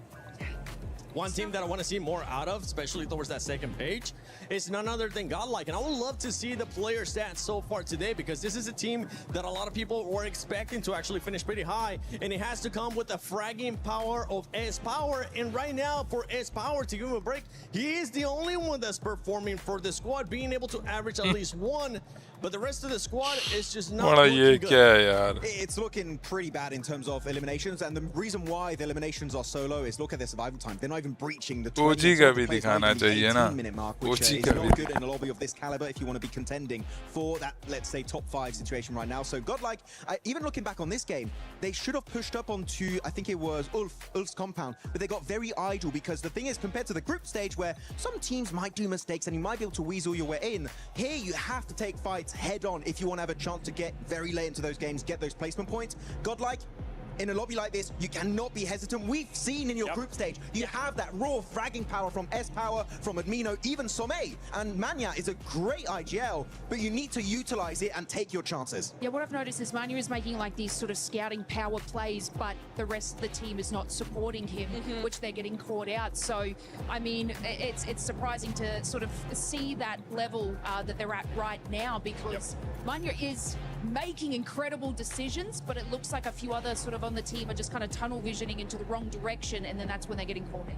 Yeah, I think also one thing that we really need to think about, or they need to think about, is it seems like they keep going for positions that put them in a position to have to fight teams head on, and they're not succeeding in winning those fights. So if you want to make sure that you're actually going to get a position and be in there in the late game, you know, if you know that you're not really fragging out against these squads in the finals, then stop putting yourself in these tight positions in between teams that mean you have to frag your way out of them. Play a little bit more like Vitality, the way that they're on the edge. Enigma Galaxy as well, they're on the edge. They try to just wait out other teams, take a fight here or there, but just survive and keep their players for जितना मर्जी उसको मशवरे दे दो the game, all right? Just कूदा survive. बराबर It's so उनके easy. दिमाग Why में don't you do it, God? Like, actually, I believe they will be able to turn it around. It is their first time here in the finals, international event for a lot of its players. S-Power, I'm still proud of you, brother. You're still putting up the numbers, and I think you're gonna do even more as the day goes on, as the days do end up going on. But for right now, let's send it over to none other than the stylish man, Blank, and our special reporter, Kalaris. Yes, the stylish man and the short man. I get it. It's fine. Don't worry about it. We've got ourselves Mr. Blank here to talk about everything. Oh, you're that's my been going special on. little reporter, aren't you? Right, yeah. I'll try my very best to rise to the occasion. My special little man here on the stage here. Shut up and go away. All right, we've got Tiamba to talk about as well, of course, as they have looked stellar in terms of their positioning and how they've been playing these games out, Blank. Yeah, they have been really, really good. I'm so sorry. I do love you, bro. But honestly, there has been moments where the decision-making has been fantastic. I think that the way that they are speedily going to sometimes their demise is actually astonishingly good, right? Because I think me and Jackie were talking about this. I don't know if you'd agree, but there are times where they'll make what feels like the best decision in a bad moment, right? Where a lot of teams would just stand by and probably get naded and be like, oh, it's over. Well, Circles haven't been kind to them, so they've been able to kind of fight against some of that adversity. And I think that when you watched as QZZ was able to get MVPs on international stages this year alone, I think a lot of people, including Max and some pundits, etc., wanted extra people to be able to step up to the plate alongside him. Sure. Milu's been able to do that like twofold, which has been really phenomenal to watch so far. Oh, Milu has been amazing. Yeah. Milu's been really, really good. It's fantastic to see. I mean, you were talking about it was FMVP for PMI, where he was able to get 39 eliminations over 7,000 damage for QZZ. But yeah, they have balanced the load in a big way. I think it's a really, really nice thing as well seeing A-King, because it very much reminds me of the way that Alpha 7 used to play. They're not playing now. Ignore that bit. Ignore that bit. Let's just put that to the side for the time being. But yeah, A-King's kind of like the Revo of the team. He plays forward, he plays shotgun for the team. Milu's just very good in those clutch moments. And yeah, the load is spread out very, very evenly across the squad. Eagle is also a great survivalist. I think they have all the tools necessary to actually honestly win this at this point. As you're talking, you're getting further away. Come back. It's fine. No. Okay, where's so my box? The thing is that I think when you look at Tiamba's performance so far, and we can wrap it up on this and move on to our next team, is that double chicken dinner that they got at the start of survival stage, huge revitalization for them to be able to get themselves back on the road again and actually push to be able to find themselves in this state that they're in right now. What do you think? Yeah, very, very good. I do think that that's what they needed, because the confidence came through. Every time I look down at Milu on the stage, right, it's very... Milu. I do like Milu. It's very heartwarming because there's...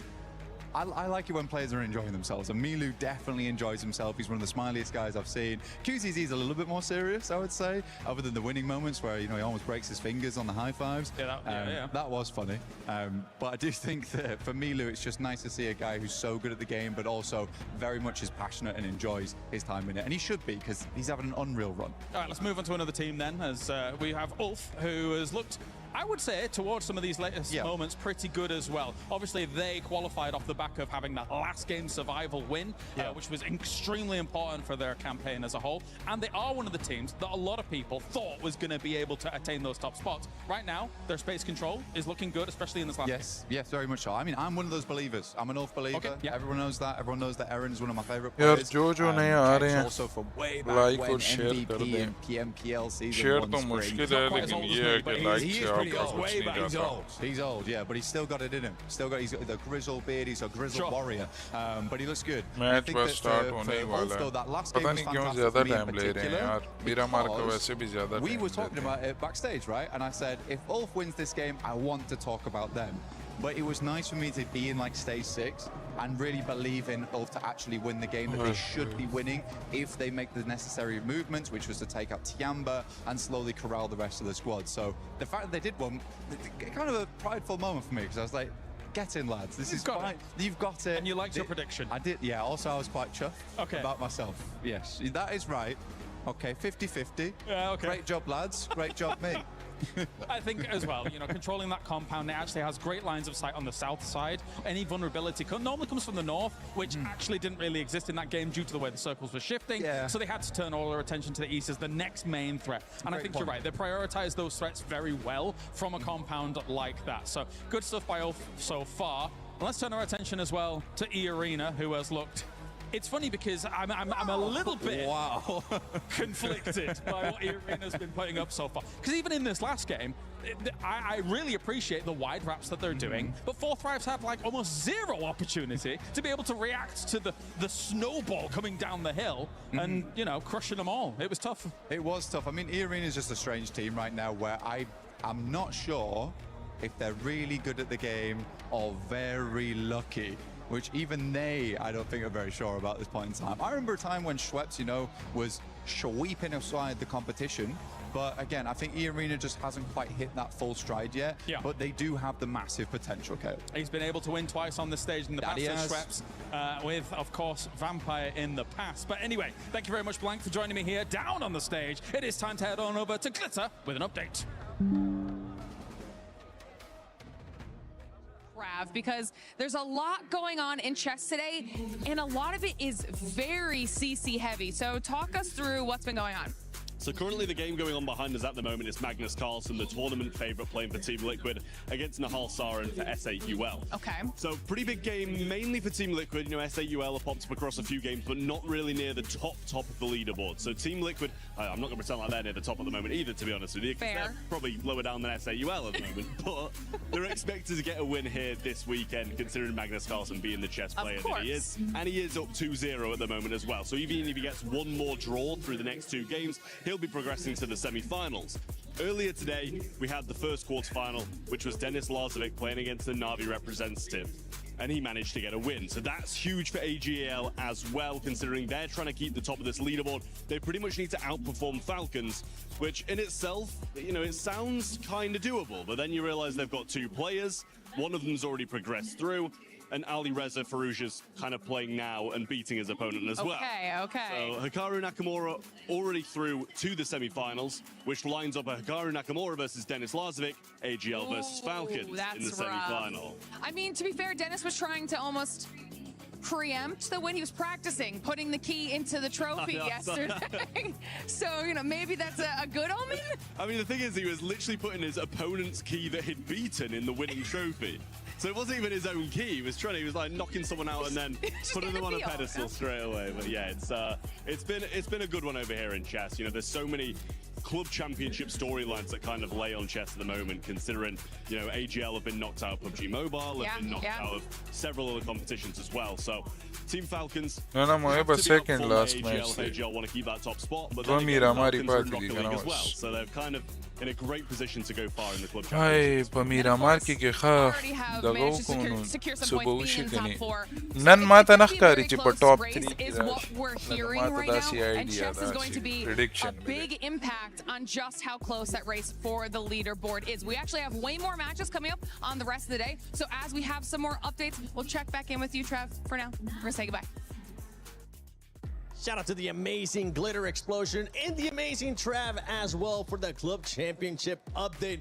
But now going back to PUBG Mobile's esports here at PMWC at EWC 26, we got to talk about Aurora. I would love to see Aurora player stats because there is one player in particular that you're not happy with his performance. You're over here like George St. Pierre, Max. You're like, I'm not happy with your performance. That's exactly what it sounds like because for this squad, I mean, they were able to start off hot, but they're just gonna keep going down that leaderboard. Yeah, it's not even just Doc, actually. I feel like I kind of want to see more from Reefus as well. That has kind of like been underperforming a little bit. Even Ziol. Ziol, I can give him a pass because he had some incredible grenades. So sure, maybe he doesn't showcase itself in the stats, but in general, I feel like Ziol has definitely also been pulling his weight. But top, it's been the top show. Getting almost 3 average eliminations per game. मतलब मुझे मुश्किल लग रहा है आज मुझे बहुत मुश्किल लग रहा है इनका. It's not enough when only one player's putting up those numbers. Niptura, Doc, Reefus against Ziol get a pass, but Doc and Reefus, I want to see those guys doing well in this coming Miramars. Oh, absolutely. We know they can offer so much more than they are right now. I also want to give Reefus a half pass as well because similarly to Ziol, we did see Reefus have some really cool information scouting off angles, like way across certain areas of the zone, really trying to get as much information as possible for his team. So in that regard, yeah, I do feel like he's kind of pulling his weight a little bit, but yes, overall I do agree with you, Max, that all of them need to really be stepping up to the plate here. Fourth place is okay, it's not far behind first, but we just want to see more because we know that they can do so much more. Yeah, and for me, no pass for Reefus. Okay, Reefus, I expect a lot better from you. You're the only player right now that hasn't gotten one of the international MVPs in that squad, so the pressure is on you, okay? Any passes that I had for him was last year. This is a new year. I want to see more survival time out of him as well, but here we go. We're looking at the overall place. We're talking about Tiamba. We're talking about Flash. We're talking about some of these teams that just we need to see more placement points out of. Yeah, I want to ask Max, if he were to be an embodiment of a coach, you pick Team Flash, right? Oh, if I wanted to coach a team, which team I would coach? No, so I think Flash was, wasn't that your... They're my prediction, yeah. Yeah, your prediction? Yeah. Obviously being 7th place there, not doing terribly. तकरीबन 35 minute हो गए. What do you think they need to do to be able to skyrocket up that leaderboard so your prediction is correct? Top 6 में तो already बैठे. So top 6 में नहीं है, बच्चे top 8 में हैं. Oh, you're putting me on the spot right now. I didn't prepare a segment for this, but okay, no, top 6 में तब आए थे last match में सिर्फ top 6 में आए थे. That I find interesting. That was actually the one that happened last game that eventually was won by Ulf. And I feel like what happened with Team Flash, they got caught off guard and they didn't find a good way to get themselves back up on their 2 feet and get ready for the fight, which under pressure, that is what you need to be able to do. Flash is a great team, right? If they take a fight they're ready for, when they're not ready for it, they just tend to crumble a little bit. So I don't think it's a gameplay issue per se. I feel like it's more of a mindset issue that Flash need to try and resolve. Yes, we're looking at the second page here. I'm also going to be looking at Hora Esports, Neptura. This squad, I mean, they have the fan base here. They have the support from the fans. But right now, in the second page, knowing Hora Esports, they're not going to be happy with this performance. No, they're not. And I think it's a bit of an odd one, right? Because I think it's hard to say, like Max, right? It's hard to pinpoint what exactly is going on with them. But typically, this is a team that likes to play edge, likes to survive, likes to wait until the last few phases of the game to really start spreading out and taking third-party opportunities. They're very good at those third parties, and we're just not seeing that from them. They try sort of half-heartedly making good on some of these plays, but they get overthrown very, very quickly by these more aggressive players and more aggressive teams, and so they just seem to be a little bit too passive. I know Hora tends to be called passive a little bit more, but this is not a passive team when it comes to those fights, and except for today, it just kind of feels like that's what they're. लेकिन promotion उनकी चल रही है. I mean, it's an incredible start from them though, from the first couple of matches. So like obviously we talk about teams that sort of start out strong, start out weak. I think they started out incredibly strong, but it seems like obviously coming into these later matches and everybody's reading the zones and remember these positionings, they aren't getting called out on that. So I do agree with you in that sense, but look, it's just kind of that balance of mentality that they're sort of struggling later in these matches. 14th or 15th पे वो 15th or 16th पे चले जाएंगे. It's going to be like a little bit of a different scene from them in the start. I do believe so. I do believe they have it. They got the fans to back them up, of course. I'm backing them up. Maybe not for the rest of today, but tomorrow. I was about to say, you're giving them a break until tomorrow. No, these fans, I want to see it. They want to see it coming up in Miramar. यार पीछे तो वो है ही नहीं देख कोई बैठा ही नहीं हुआ कोई रोला आया हुआ है. We can have one day off. We got got smash ruling. You might just have only 2 games there on that day 3, and you just don't know how it's going to go. If it happens like it happened in the Macau Invitational, boy, oh boy, that was crazy. We had 5 teams in the smash zone at the same time. Eventually, Nongshim Red Force did get the win, stealing it away from Furia, but smash ruling in play, you just don't know how long you really have, Nipture, so you got to make the most out of the games you're currently playing, because otherwise that gap, it might be impossible to come back from in that final day. Oh, exactly, and there's your point brings up 2 teams to mind for me. The first one we've already talked about, Aurora. I said that they typically are a day 3 team, which makes things very complicated when you get to that smash ruling. Exactly. What day 3, right? The other one is for Thrives, because again, they do very well, typically, very well on day 1, because day 2, they tend to dip. The momentum just drops significantly, and then they can bring it back up on day 3. Again, what day 3? We could very well have a scenario where day 3 is really non-existent. So for those 2 teams in particular, that's really scary thought. Yeah, day 3 will still happen, but depending on how the leaderboard is looking and depending on what other teams end up doing, we could end up just seeing 2 games because Smash Rule is in effect. So just to remind everybody, the way that ends up working out is when we end up going to Smash Rule on the last day, whoever's in first place on the previous day, you get plus 10 points if I'm not mistaken, and then that becomes what we like to call the Smash Zone. Once a team is able to pass that threshold, in the next game, if they do end up winning, or whichever game after that, if they do end up winning, they would end up winning via Smash Rule. And this is something that you were especially hitting on just now, Max, because it could come into play. If a team is too far ahead, I mean, especially with Rondo starting off as well, it could be an easy 10 points for that squad, and later on, we can see teams just readjusting their playing style because all they have to do is just win, baby. But it also adds so much pressure. Yes. Right? We do have to highlight it. I mean, I want to take you guys back to PMGO Season 1, Jakarta, right, in Indonesia. 4 Thrives, what was it, 50+ point lead after day 1? Like something crazy like that. They just destroyed everyone in those 6 games. And then comes over day 2. They're like, oh, wait a minute. We try and get into the Smash Zone. They get in the Smash Zone very early. Pressure gets to them. Ulf is like, oh, you're crumbling. You're having a bad time. And they catch back up to that team and almost take it away in that last Miramar. But luckily enough, 4 Thrives do maintain that top position. But the Smash ruling is a blessing and a curse based on how you approach it. And for 4 Thrives, I am scared if they do get into the Smash Zone once again, how are they going to perform? Because back in that last event, it was looking shaky. They can't afford to shake up badly here back to back.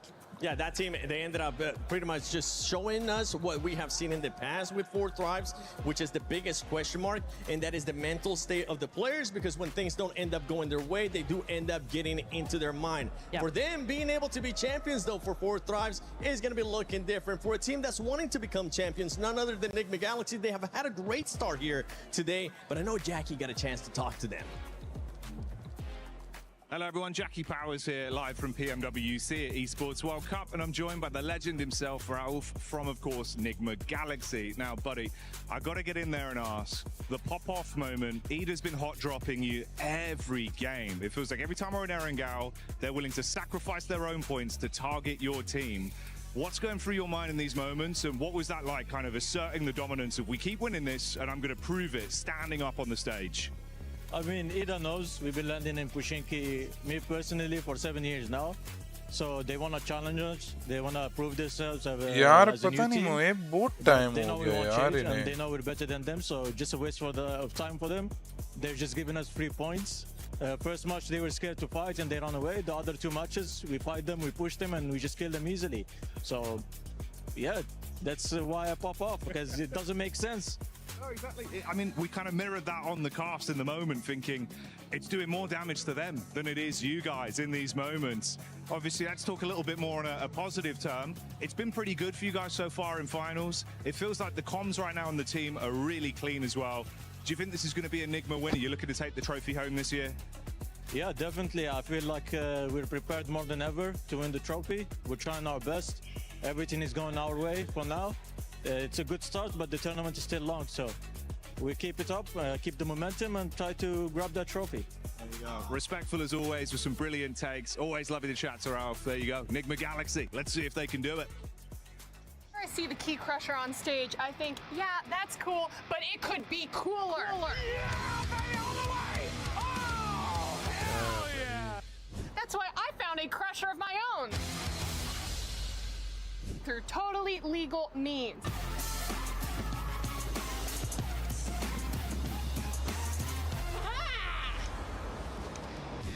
delicious watermelon.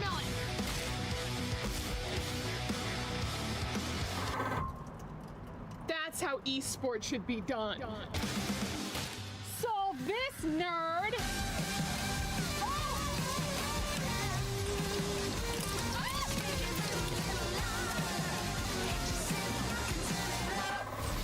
Yeah.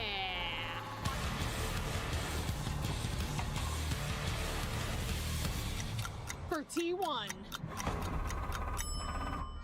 Okay, France was stronger than I thought. Don't need यार soap नहीं when हुआ you're अभी तक in match start he esports. नहीं हुआ पता नहीं ये लोग क्या कर रहे हैं Squeaky clean. Can of beans. Ah! Ah!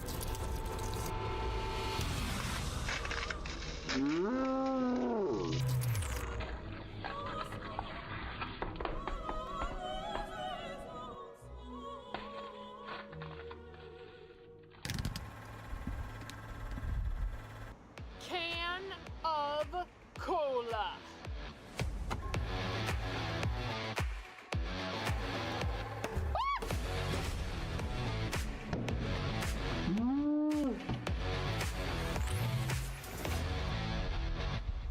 Esports! What time is it?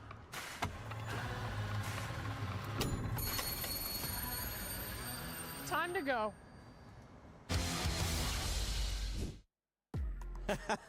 I love seeing that. I love seeing them just crashing other stuff, you know? What's one thing, Lace, what's one thing that if you had the power to crush it, you would end up crushing? Besides Max Man's hopes for Team Flash. Damn it. No. Why? No, I think, you know what? 7. You. Oh! Wait, what? I've got to take the shade off of Max at some point, and I need someone to pick on, and I just was kind of looking in your direction, and yeah. How would you do that though? What's like? We don't need to go into details, No, Max. no. What would you be crushing? 7 also. What would I be crushing? You know Who what? would I be crushing? Who would I be crushing? No.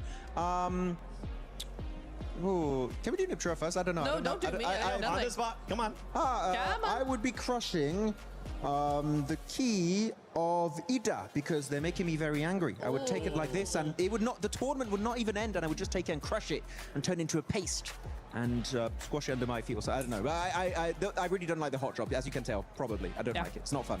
How about you? He's looking at me. I can see him on the monitor. He's looking at me very intensely. He is 7, and I don't have an answer.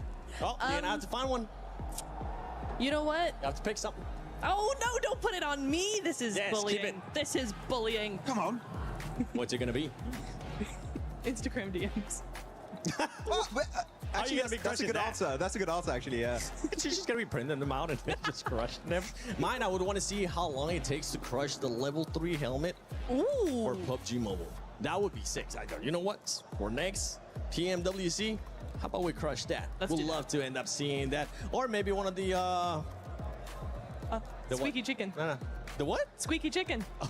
Crush that and see what happens. Jeez, come down there in Farmville. As we're going to be going into Miramar, one thing that we've been noticing, oh my gosh, talking about Miramar, perfect time to us. We're seeing some of the bloopers that we have had so far at PMWC. Aurora with this one. That one hurt to see. But this was honestly ended up working out for EA, especially because they jumped at the same time. Yeah, it did. That was the only redeeming quality, but otherwise it was a sticky situation that they had to get themselves out of. So yeah, GG on that one, but yeah. Did they hit the light post? A little bit. You say they got the light knocked out of it. That one, oh, that was my favorite one so far, Max. So good. That's you know cool. how hard it is to do that? It's insane. Yeah, I mean, you cannot replicate that. Also, XEY, when he was going over with a glider, he was actively getting shot at, by the way. Can't see all of the shots connecting, but some of them do. And before he explodes, he jumps out. That's some James Bond stuff right there in PUBG Mobile, and he makes it onto the tower. And actually, that position was really big for Nongshim Red Force in that game. I wish they got something similar in the finals, though. It's not been the case so far. Oh, This this is one me. stinks.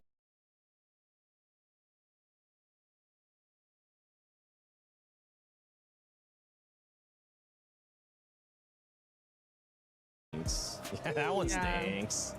Ooh, maybe not, maybe not. Hora, we love self-nading in this household. It's just so much fun.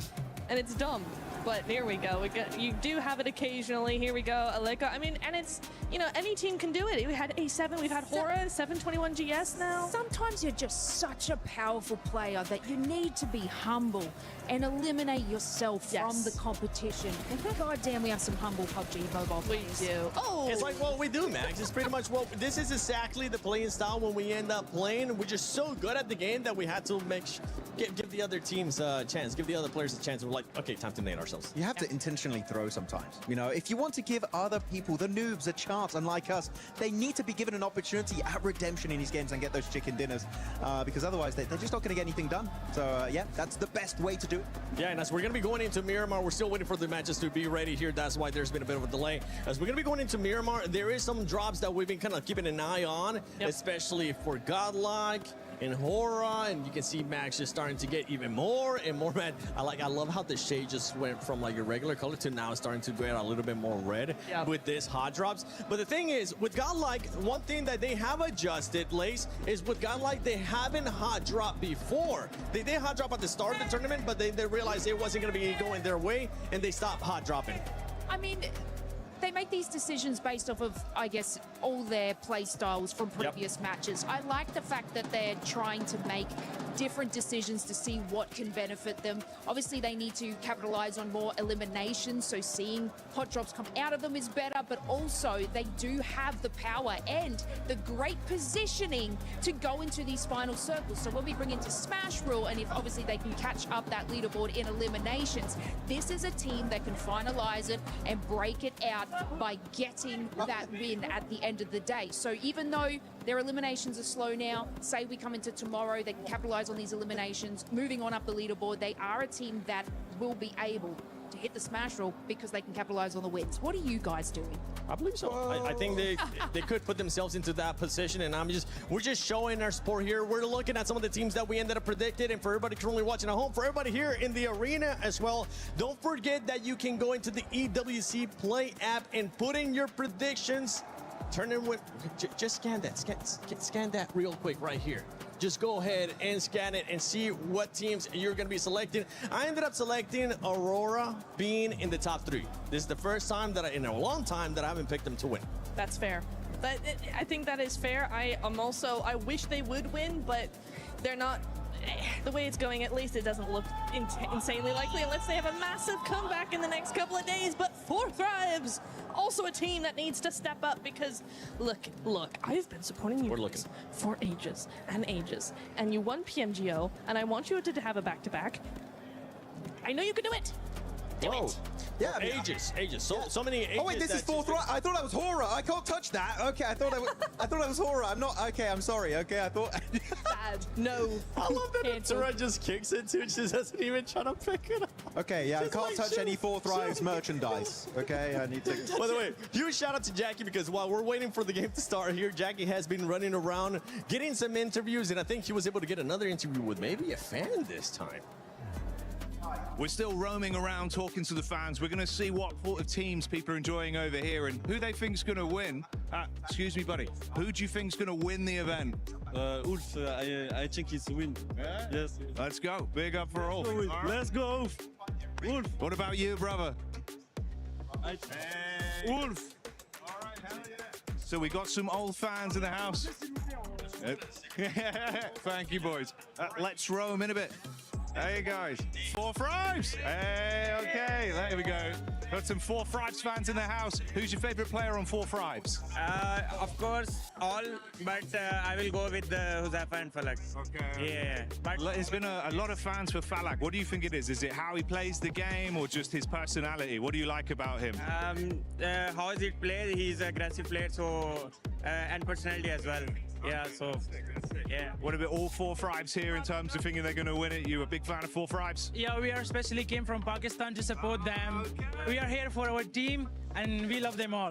They represent our country and represent us, so we are here to support them. Have you guys been getting loud throughout the event as well, giving them your energy, I imagine? That I've been hearing a lot of 4 Thrives cheers. That coming from you guys? Yeah, that's definitely us. We are here to support our team, to cheer them. Good luck with the event. Fingers crossed for 4 Thrives. They've been looking great. I'm going to roam on, see what else we got. Enjoy the show. What we got going on down here? Hello, brother. How you doing? Yeah? Good, bro. Who do you think's going to win the event? Okay, particularly I can't say anything for the first day because it's gonna be a tough competition. It's the EWC man all over the world. Everyone is competitive in this game. So let's wait till tomorrow so then I can say who can win. I know the game, I know how the game works. So let's just wait patiently. First day is a good day for everyone. Let's hope my team win. Hora. We want to see Hora win. If they're gonna, you'd love to see a big Hora victory. Yeah. I love to see that, but still, I say no disrespect to any team, but I want my team to win. That's the motive of champions. There you go. We're looking for a Hora win over this side. Let's go find out what's going on in the other sides of the arena. Avli, I need you to cover the STC arena today. Ooh, it's gonna be tough. Why? Because I have no interest in doing that. Come on, we need you over there. I'll tell you what, I'm gonna go to the beach just really quick, and if the games are still going on by the time I get back, I'll say a couple words. The beach is 5 hours from here.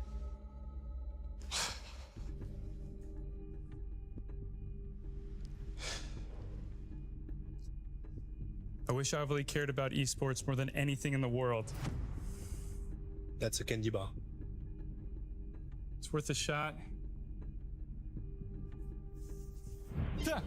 Avli, what are you doing? I'm here for EWC. I love esports. More than anything in the world? So you can cover STC Arena? I'm gonna cover it all. That's great. Well, let's get you over I now. want a key. No, you can't have a key. Keys are only for clubs. Yeah, okay. We'll figure out your key. Great, let's go. Okay.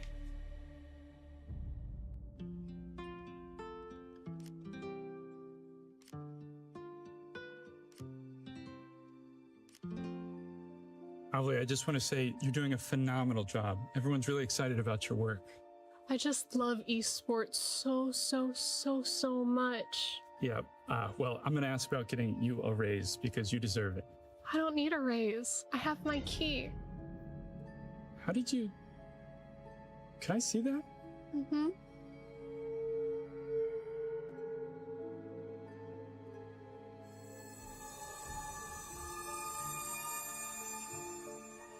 Avli, did you take this from somebody? No. No. No, no, Okay. no, no, Okay. no, no, no, don't do that! We were having such a nice tournament! Why does it matter? We were having such a nice tournament! Okay, it's your key. It's your key.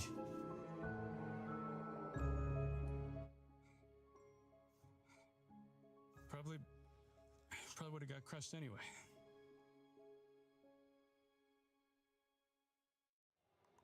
Yeah, I wouldn't want to run into that because that is scary.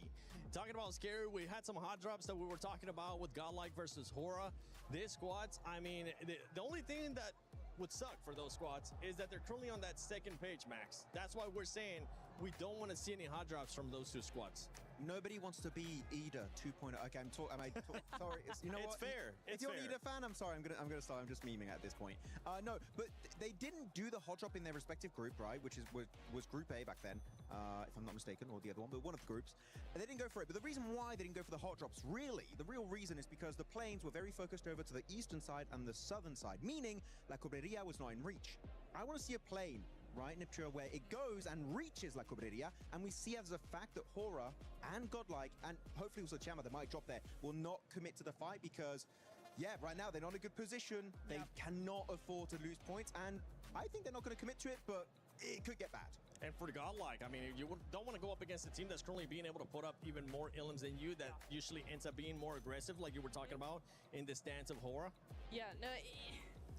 Again, yeah, if they were doing much better in the last 4 matches, if they had, if they were top 5, top 6, something like that, and they were feeling really good and looking very confident, maybe you could try to contest the drop, right? But the way it stands, honestly, for either of these teams, I don't think either of them should really try and contest this. It really is down to who had it first and up to the other team to kind of figure out where else they want to go, because I'm not confident that either of those teams would win against each other. I think it's a 50-50. Even if you lose a player, right, it just hurts your potential performances Especially onto Miramar. So yeah, I do think that Godlike, talking to S-Power, you and me, right, Seven, we had a bit of a chat with him. He's like, you know what, it's not worth it. They had that first hot drop onto, I believe it was Hustler Crew, onto Erangel in their group stage, and like, you know what, it's just not worth it. Let's give it up. And I think that was one of the best changes in this entire tournament, was from Godlike, and I want to see that bleed into Miramar going into today. Maturity, honestly, from the first time being at a global event, especially in finals, and well, during group stages, it ended up happening. But maturity out of that player for S-Power, saying we don't want to continue with the hot drops. We want to stop that. We see that it's going to end up hurting our performance. And Lace, I want you to put your mindset into a coach right now, into the biggest hype coach for some of their squads. Godlike and Hora, which team are you going to be picking, and what are you going to be telling them if they do decide to hot drop, or if they don't decide to hot drop? Just get it together, man. No. Look, Godlike, and because, we were just saying S-Power, their adaptation to each and every game deserves to get a little bit further. And I just hope that you guys can find that great little key that you need to be able to push through into those final zones and capitalize on those eliminations. They have it in them. You've got it in you, and I believe that you will be able to do that. Obviously, we may need a little bit more time to sort of get that, but I just like the way that this team calculates and puts in a strategy. Might not work out for them, but then they'll try a new strategy that they'll be able to solidify a lot more in this competition. So look, I think they can do it. Yeah, especially for both teams being in the second page. You want to be able to build up the momentum. We've seen some teams being able to build up momentum and just carry it on throughout the matches. Only 3 days here at PMWC at EWC 26, the finals. We've been sending it to Jackie over and over again. Then I want to see what Hot Jukes and Blank are up to. Woo! Thank goodness the group stage and the survival stage is done. Now we can finally kick back and save our voices for a little bit. Playing some ball, it's a good time. It's been an incredible event so far, honestly, in Paris. Very, very fun. I mean, we're here right now in the Players Lounge, which is honestly ginormous. I think the first place we saw when we came in. I'm trying to hit some trickies right now, but it ain't happening. Also, I just want to let everyone know that I play pool. But I don't really, I play snooker. So this is very different for me. It's not the same thing, not the same thing at all.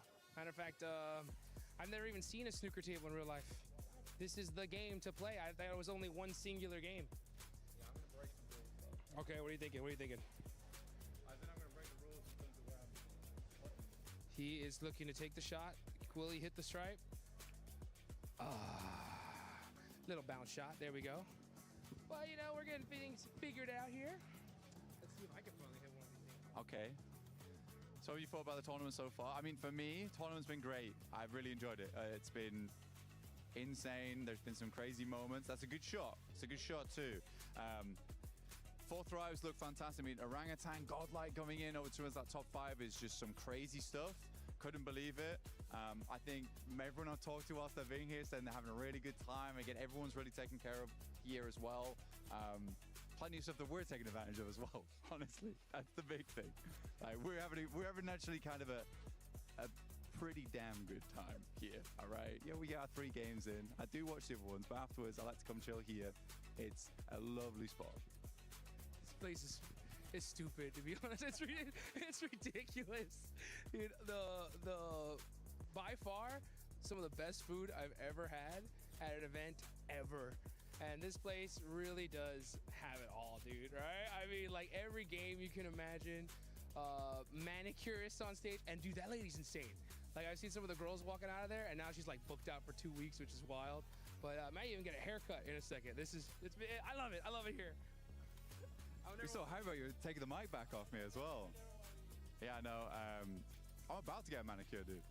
I'm getting ready. I'm getting ready for mine. Yeah.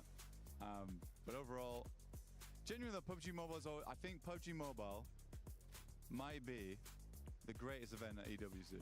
PMWC, EWC, so good. We're biased as hell though about that, but we do get like 2 good weeks out here to enjoy the vibe. You know, it's been in Riyadh quite a few other times, but even there, it's been very, very fun coming to Paris. For me, Paris is good because it's a 1-hour flight as opposed to an 18. But I'll still take the 18 to go to Riyadh. Very, very good time. but it does mean I don't have to get a massage while I'm here. My back is not ruined. Yeah, I'm in the same dang boat. I mean, when I heard that there was massage therapists actually available, I was like, please, please, where are you at? Because my flight was a whole lot longer than that. But yeah, man, so far this has just been a crazy journey. And the survival stage just finished. It was tough leaving the hotel room this morning and seeing like 10 teams go home.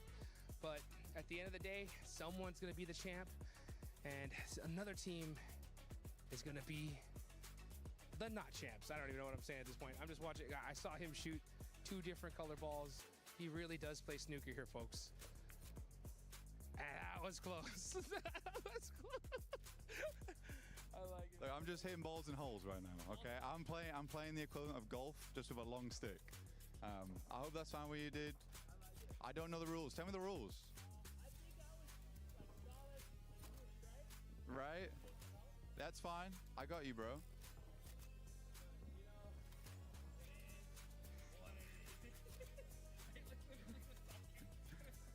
Yeah, I heard you like stop. I heard you stop. You kind of confused what was going on. That's fine. Yeah. So you're solids, I'm stripes. Is that how that works? Or the numbers? I just know. I just go for colors. That's where I'm from. It's just colors. It's so much easier. Black goes in last. Boom. It's easy. That's all I need. So I'm stripes. Okay. Okay, he's locked in now, okay?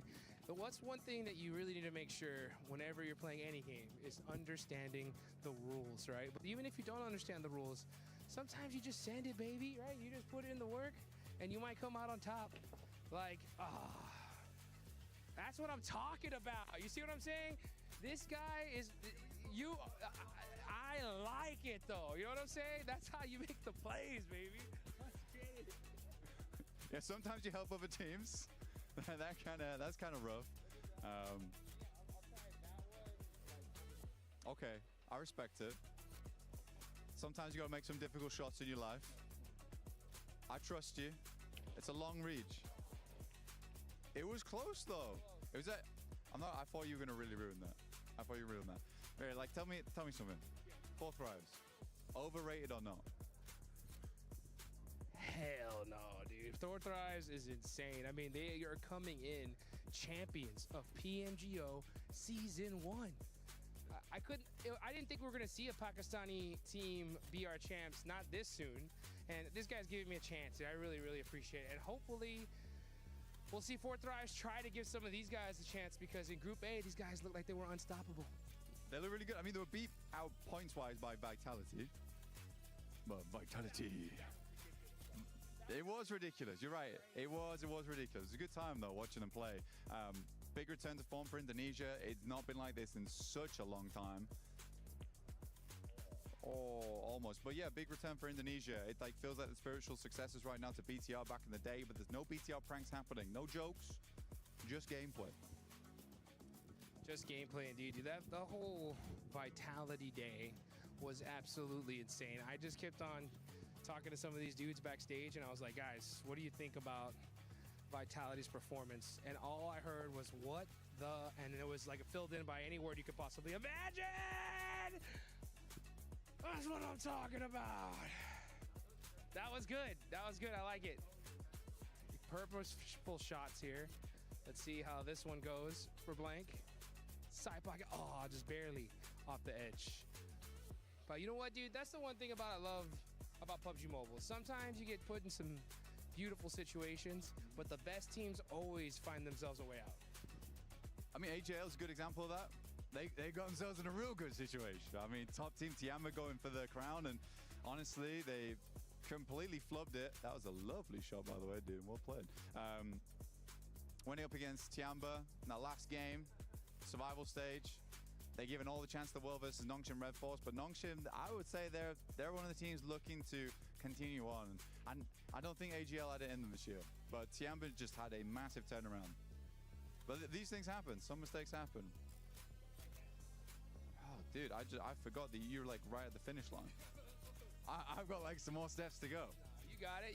But hey, you know what? That's what it's all about. You just take things one step at a time. No matter what kind of situation you put in, you got to just figure things out and make it happen. Yeah, take another one. Sometimes you got to take a mulligan. little combination shot. I tried. I like it. I like it. I've made it easy for you, though. I've lined you up. You're lined up. You're ready to go. Look, I've created a runway for you. Look. Say, you come down here and go in this back pocket. Yeah. I've got the lights. I've got the lights. I'm guiding you home, dude. I'm guiding you home. Oh! Oh! Okay, that was a real. That was a real. The lights, they guided him home. It was good to see. Let's hope that some of these teams can get themselves guided home to a victory at the end of PMWC here at EWC. Thanks for watching. My name's Blank, and this right here is Hot Jukes. Catch you guys later. This is probably my best acting performance ever. Man, it's gonna be a crazy finals. I mean, we got 4 Thrives who from Pakistan. They won PMGO season 1. They're a huge favorite. Team Vitality, dude, had like, dude, they had the craziest group stage performance I've ever seen. Godlike. Yeah, we got OG. Yeah, they're insane. Dude, anybody could really do this, you know what I'm saying? Team Furia is a huge favorite of mine. They qualified in through survival stage, but it's one of those things where, like, I feel like this year we're gonna see a team nobody expected win the whole thing. Okay. Which should be fun to see. All right, $5. Who is it? Who could it be, dude? It's gonna be so wild of a pick. Honestly, if 4 Thrives wins this, it'll be like the nuttiest thing ever. Yep. It would be crazy. What do they got to do to win? Get a little lucky, obviously. But what else? What can they do to set themselves up? That's the biggest thing, right? Like, PUBG Mobile is a game. It's such a team game that even if you don't get those lucky circles, you got to put up consistent points no matter what. You know, I mean, and if you don't, it get a little, just even the slightest bit lazy, you're going home. You know, like one of my personal favorite teams, because they were NA team, was the Wolves. They made just the tiniest little car mistake. They end up losing and went home by 1 point. Wow. And the margins here are insane. And if you look back at the videos, like there was one play where one of the players accidentally just drove into a wall, and they ended up getting pretty much flushed because of it. And you just think, like, if just any little tiny mistake was avoided, they could have got that extra point and went to the finals. But don't you have to risk it to get the biscuit? You gotta risk it, dude. Sometimes the wall looks too juicy. There's those coin flip decisions, dude, right? And you can go left, and if it works out, you're a genius, you know? And if it doesn't, you're like an idiot. So, like, I think it's just avoiding as many of those coin flips as possible. But if you do have to make those coin flips, you gotta have enough trust in your team to, like, for them to just send it completely. Yeah. Oh. They're doing great. Oh. I can hear it. The casting has been so tough. So hard. Okay, try that out. Oh, man. This is officially my favorite part of Paris. A little bit to the right. 7, we're live. That's the left. God damn it. Not again. Thanks, Max. That was actually a pretty good massage. That was nice. Hot Jukes enjoying massages out there, being able to play pool, being able to do a bunch of stuff as well. But for some of these other squads, I mean, Natura, I know you've been wanting to talk about S2G. Yeah. They were cruising very nicely on like one game with those hovercrafts, which I'm still very impressed with. I think the momentum, they saw their opportunity and they took it. They absolutely ran with those things. Really, really nice to see. However, and this is what gives me a little bit of an issue here, is it's because of the hovercraft that they gained that momentum, and then in the next couple of games we've not seen the same come from them. So for me, that feels like that ends up being a little bit of a fluke which I really hope that that is not the case, that we do see them come back in a more normal way and still have that same kind of momentum, because that's what you really want. You can still get that same speed with those vehicles, it's just not the tankiness of a hovercraft, but you can still do it. It's still very doable. So I'm really hoping that actually they'll be able to do something else that doesn't include a hovercraft. Would be nice. I mean, actually, if you're looking at the overall rankings, right, their position actually, I mean, production, 10 out of 10 stuff. Actually, no, they're on the second page, but STG, they got that one chicken dinner with a hovercraft, as you already stated here, Niptura, but they only have 10 placement points, meaning, and I always love to say this point, which is you take that chicken dinner away, what do you really have? And you can really only judge a team on their bad games. Do you still get 1 or 2 points only, or you're a team that on your bad games you get 3, 4, 5 points, a few placement points, a little sprinkled in with a few eliminations? That is the mark of a great team that generally right now, I would say that Team Jamba, I mean, actually look at their 37 points, right? You take away their placements, Niptura, they would still be in what is that, 4th place? Yeah. Insane stuff from this team in day one. That's so good. STG, you take away that win, they would have 0 placement points. So going along the lines of what you were talking about. Got a chance to talk about Notch and Red Force. Notch and Red Force, just black and white, honestly. I know we keep talking about this team, Max. Black and white in regards to what we saw during groups, during survival as well for this squad. We were talking about how they would end up getting so many placement points, but they just weren't being aggressive. This time they're like, okay, we hear you. How about we just flip it upside down and we end up being more aggressive and end up getting only 1 placement point after 4 matches. This is not the Nongshim Red Force that were crowned your PMMI 2026 champions. I'm just going to be brutally honest right now. They look like a shadow of their past selves. We know they can do so much more, and I mentioned it earlier, right, is that especially they got caught on their rotation on that previous game, which was a while ago now, by actually the side of 4 Thrives outside Potato Hill, and they just didn't have a plan B. They just didn't know how to catch up. And actually, a team that, in my opinion, Niptura, is a great team when it comes to getting a second, like, plan B, plan C, the entire alphabet, right? Is Jamba, in my opinion, because looking back at that rondo, they were getting chased with Eagle, that recall player, outside in Tinglong Garden, and man, they booked it because they're like, if we lose that solo player, our game is done. Eagle, literally, by doing so, saved the game. I would love to see a similar kind of mindset and approach to the game from Nongshim Red Force, and even maybe Team Flash. Yeah, no, because I think if Nongshim played the way Tiamba are doing, they would be so scary, right? Going back to our previous point of the Smash ruling, right? I watched the last game of PMMI, where Nongshim Red Force won by Smash, right? I watched that game on my couch in my living room, and I was still scared.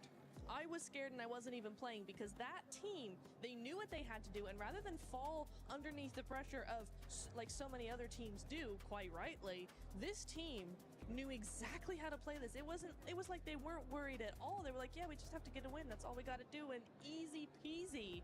So for me, if this team can just move forward, step up, get that momentum going over the next day, basically, then what we could see is a team in the Smash point, and then good luck to everybody else, because that team is insane. Talking about other teams, Blaze, you want to say something? I just want to say I agree, because like the fact that they could have those placement points early on, and the fact that there was one scenario where they absolutely just steamrolled Furia. If they just can add that together, I just have to, sorry, I just had to add on that, that I agree that they would be scary as heck. A team that could be scary as heck as well are the reigning champions of PMGO, and it's none other than 4 Thrives. 4 Thrives, I mean, currently being able to outperform what Nongshim Red Force is doing. Average placement, the exact same. I would love to see 4 Thrives player stats, though, because for this, I want to see who's currently performing, who's currently not performing. We saw who's Sci-Fi earlier on being able to clutch it up for the squad, and I feel like he's currently being the standout player when we usually end up seeing Falak.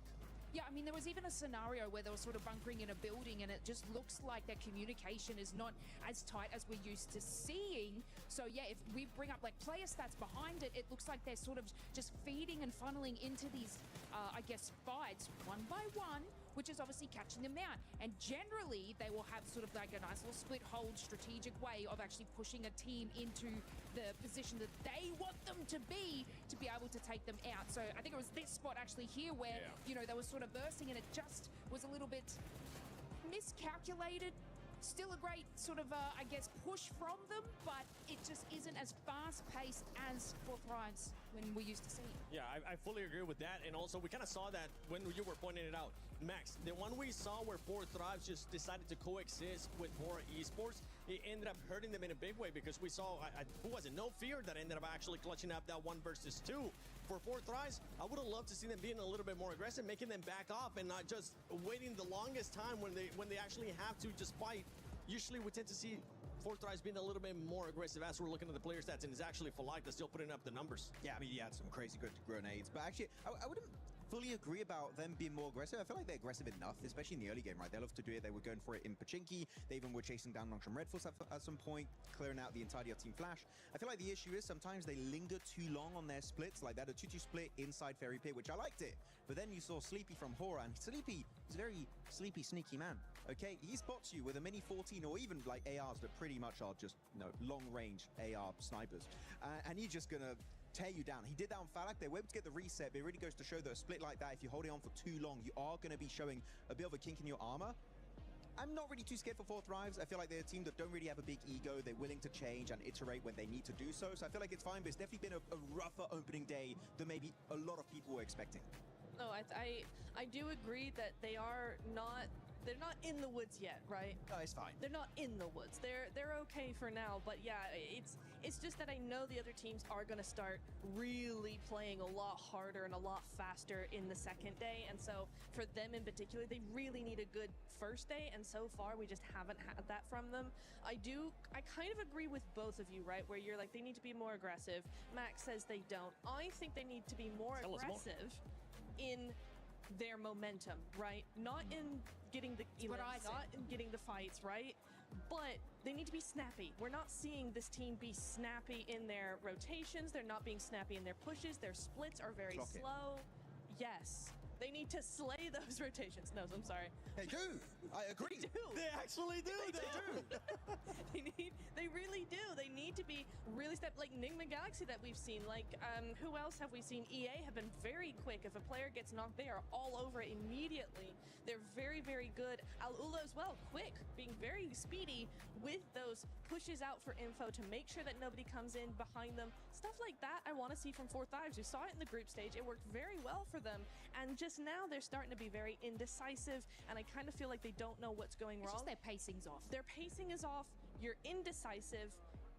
Trust your gut. Go with it as a group, not one-on-one. Just go with it. Just do it. Just do it. Just survive once again.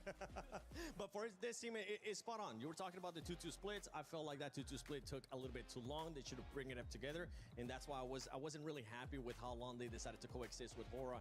And talking about that too, they've been aggressive when they need to, but I want to see the Four Thrives that we ended up seeing at PMGO. For everybody that's been watching EWC, you know that the club championship is currently at stake. So why not listen to our amazing reporter that's been keeping track of everything going on with the club championship, Glitter Explosion. Mujahid match होगा, लेकिन 2-3 players को food poisoning हुई भी है, तो उनके कोई test वगैरह हो रहे हैं, तो उसी का ही वेट कर रहे हैं यार. थोड़े से हेल्थ इश्यूज आ गए हैं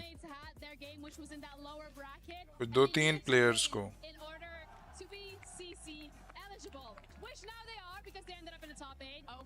Same thing for KC. They were second on the second game that we had here in the SCC Arena way back when EWC has just started. So they need another top 8 finish. If they win this game, they'll make it happen. But same old. Vitality Falcons have already qualified. Of course. And Twisted Minds playing later today. All right, so then that means we've got way more competition still coming up around the corner, and it could be massive for our leaderboard at the end of it all. Of course, we'll check back in as we have more information. Hello everyone, Jackie Powers and Blank here. We're amongst it right now, Blank, and we're going to be recapping some of what we've seen today. Obviously, day one of finals for PMWC. We've had 3 games played, all with a very different sort of aura to them, mate. Yeah, absolutely. I think it's been a good day today. कोई मसला नहीं brother, एक like कर देना. Win over on match 4, I believe it was, which is very cool to see, because I really like Ulf as a team. Fortunately, it has been a bit of a rocky start for them. Their star player, Eren, hasn't really been stepping up to the plate as much as I might have liked him to. But Scarface, though, he was doing great. Yeah, Scarface came out swinging. Obviously talking to some of the fans as well earlier today. Oh, really? A lot of love, mate. You can see everyone's very excited. There is actually quite a big representation of the old fandom here. Yeah. So that's been kind of cool, getting a different vibe on it. I don't know, it feels like, you got a lot of Godlike fans, very loud, very energetic for them. Oh, yeah. But the old fans are there. It just feels like they've been a bit more reserved. They're kind of waiting. They were saying, we know they're going to do well. We'll just wait until they pop off. We're ramping. Exactly. Yeah, we're just ramping. We're just ramping it. I do think the loudest fans today, though, of all of them, have been Nigma Galaxy fans. True. They have come out in force. I was surprised by that, but it's good to see them here. They're all giving them a lot of love, which they deserve right now. Coops is doing fantastic. I think Ralph's also playing a damn good game. I mean, on that match we watched, I think it was match 2, where he came out with the M249. Great shots over towards Ida. Ida in the bin, by the way, absolutely. I think that one's a cut storyline. यार खालिद भाई FM भाई हमारी तरफ भी थोड़ा चक्कर लगा लो यार खुशका पड़ा हुआ है इधर कोई चक्कर लगाओ थोड़ा हमारी तरफ भी You could see that look in his eye where he's just like, I don't know why they're doing it, but it's giving us points and we're going to take it. But you're spot on, mate. Nigma as a team, they've looked great. And honestly, you're right. The fans have been bigging them up and saying, look, I'm pretty confident we're going to win this one. Yeah. He also said himself, I think we're in a good spot. Comms are good. I reckon we can win this year's PMWC. Yeah. You think it's a bit amazing as well because Coops said it before. He's dodged quite a few events so far with the team. And you really do want to see Coops with the squad. And now they're all together. It does feel like they're a well-oiled squad despite that. So you imagine there's been a lot of scrimming going on in the background, making sure he's been part of the team even when he's not been at events to ensure it's happened. But Coops has just had these awesome moments so far, alongside with Lord a lot, which is great to see. But I will say, one of the teams I've been sort of astonished about, let's put it that way, is Flash. Because we had some really nice moments with Flash, but match 3 today, they're able to get the win. See us with the unbelievable quick switch over towards No Fear. That was fantastic. But again, I wanted to ask you about it because they are the rookie upstarts. When they came through, they qualified to some massive events. Some of them by playing behind a random loot crate out in the open on Miramar. It's so fun to see a team like this, but they were down on your luck. And I mean, my question to you really, throughout all your years in esports, is like for a team to do so well as a rookie squad, do they tend to have that downtrend, do you think, before they come back up again? You know, I think if anything, it's kind of generally a bit easier in most other games. It seems kind of harder in PUBG Mobile because it's very intimate in the way the teams look into each other. They're always researching, always prepping. So even if you are an underdog or a little bit more unknown, someone knows your drop, someone knows your playstyle, they know what weapons you use, they know the way you approach the game. It feels like it's harder to counter. But that was always my theory. Of a team like that, I think if they do start to hit that form, you could go really far because maybe a few players aren't suspecting the best play from you at times. You can pull it out the bag. Maximus saying they'll do well. I think they could have been a little bit better in the early groups. I think now, though, they keep it up with the shots we've seen. Mechanically, they could go really far this finals. Yeah, they're lucky because it's very mirroring the fact of like Tiambo, where you're making these quick snap decisions on the fly. And I think a team like them has certainly come into this with bit more of a lackadaisical attitude of just, we've just got to get in there, we've got to make it happen. Funnily enough, it was like, I actually was getting my manicure done at the same time Show him off, there you go. Show him off, there these are cool. At the same time as Kamikaze was getting his haircut. Oh, okay, right, yeah. And he came and he was asking me, who do you think's going to win? And I was like, well, from what we've seen so far, 4 Thrives looks pretty good. Vitality looks really good as well. Safe bets. Safe bets, you know. Didn't want to put it all on the table. And he just went, we're going to win. And I was like, right. But his explanation was quite cool, though. He said that we came in groups, we just did not care. Well, they thought that the pressure would get to a lot of teams, which it has. Yeah, definitely has. There's been too much respect. I think we said this on the card. Oh my God, yes. During groups, teams were scared to kind of make some big plays out of like, oh God, what if we don't make it? We have to go to survival. End of the day, mate, survival's the safety net. Yeah. If you're struggling, you kind of weirdly want to be there because then you can reset and come out better when we're in finals. And I think they're a team that proved, you know what, we'll just play our own game, give it. The fans are loving it. They looked kind of sick with how they've been playing today as well. And Kamikaze's like absolutely ridiculous with the plays he makes, but he can back it up, so fair play. He can, yeah. I mean, then he was just in full Zen mode, getting his quick fade put in, which was cool to see. But again, I think for Kamikaze, doing really good on the team. He played a long while back, actually, on a fair few squads. He'd always been like subbing in and out for S2G, and it's finally they believe in him now to really make those moments happen, and he is. Because he was sort of the new kid on the block, because you had your Solaces, you had your Silas, Solk, stretch back in the day, Kelsey Hamty G, and then he would be like filling in here and there. But I think this must be a great moment for him, having such a fantastic time on the main stage. But yeah, I think S2G's doing well. Ulf, on the other hand, there's still a little bit more to go. They're ramping. They are ramping. They are ramping.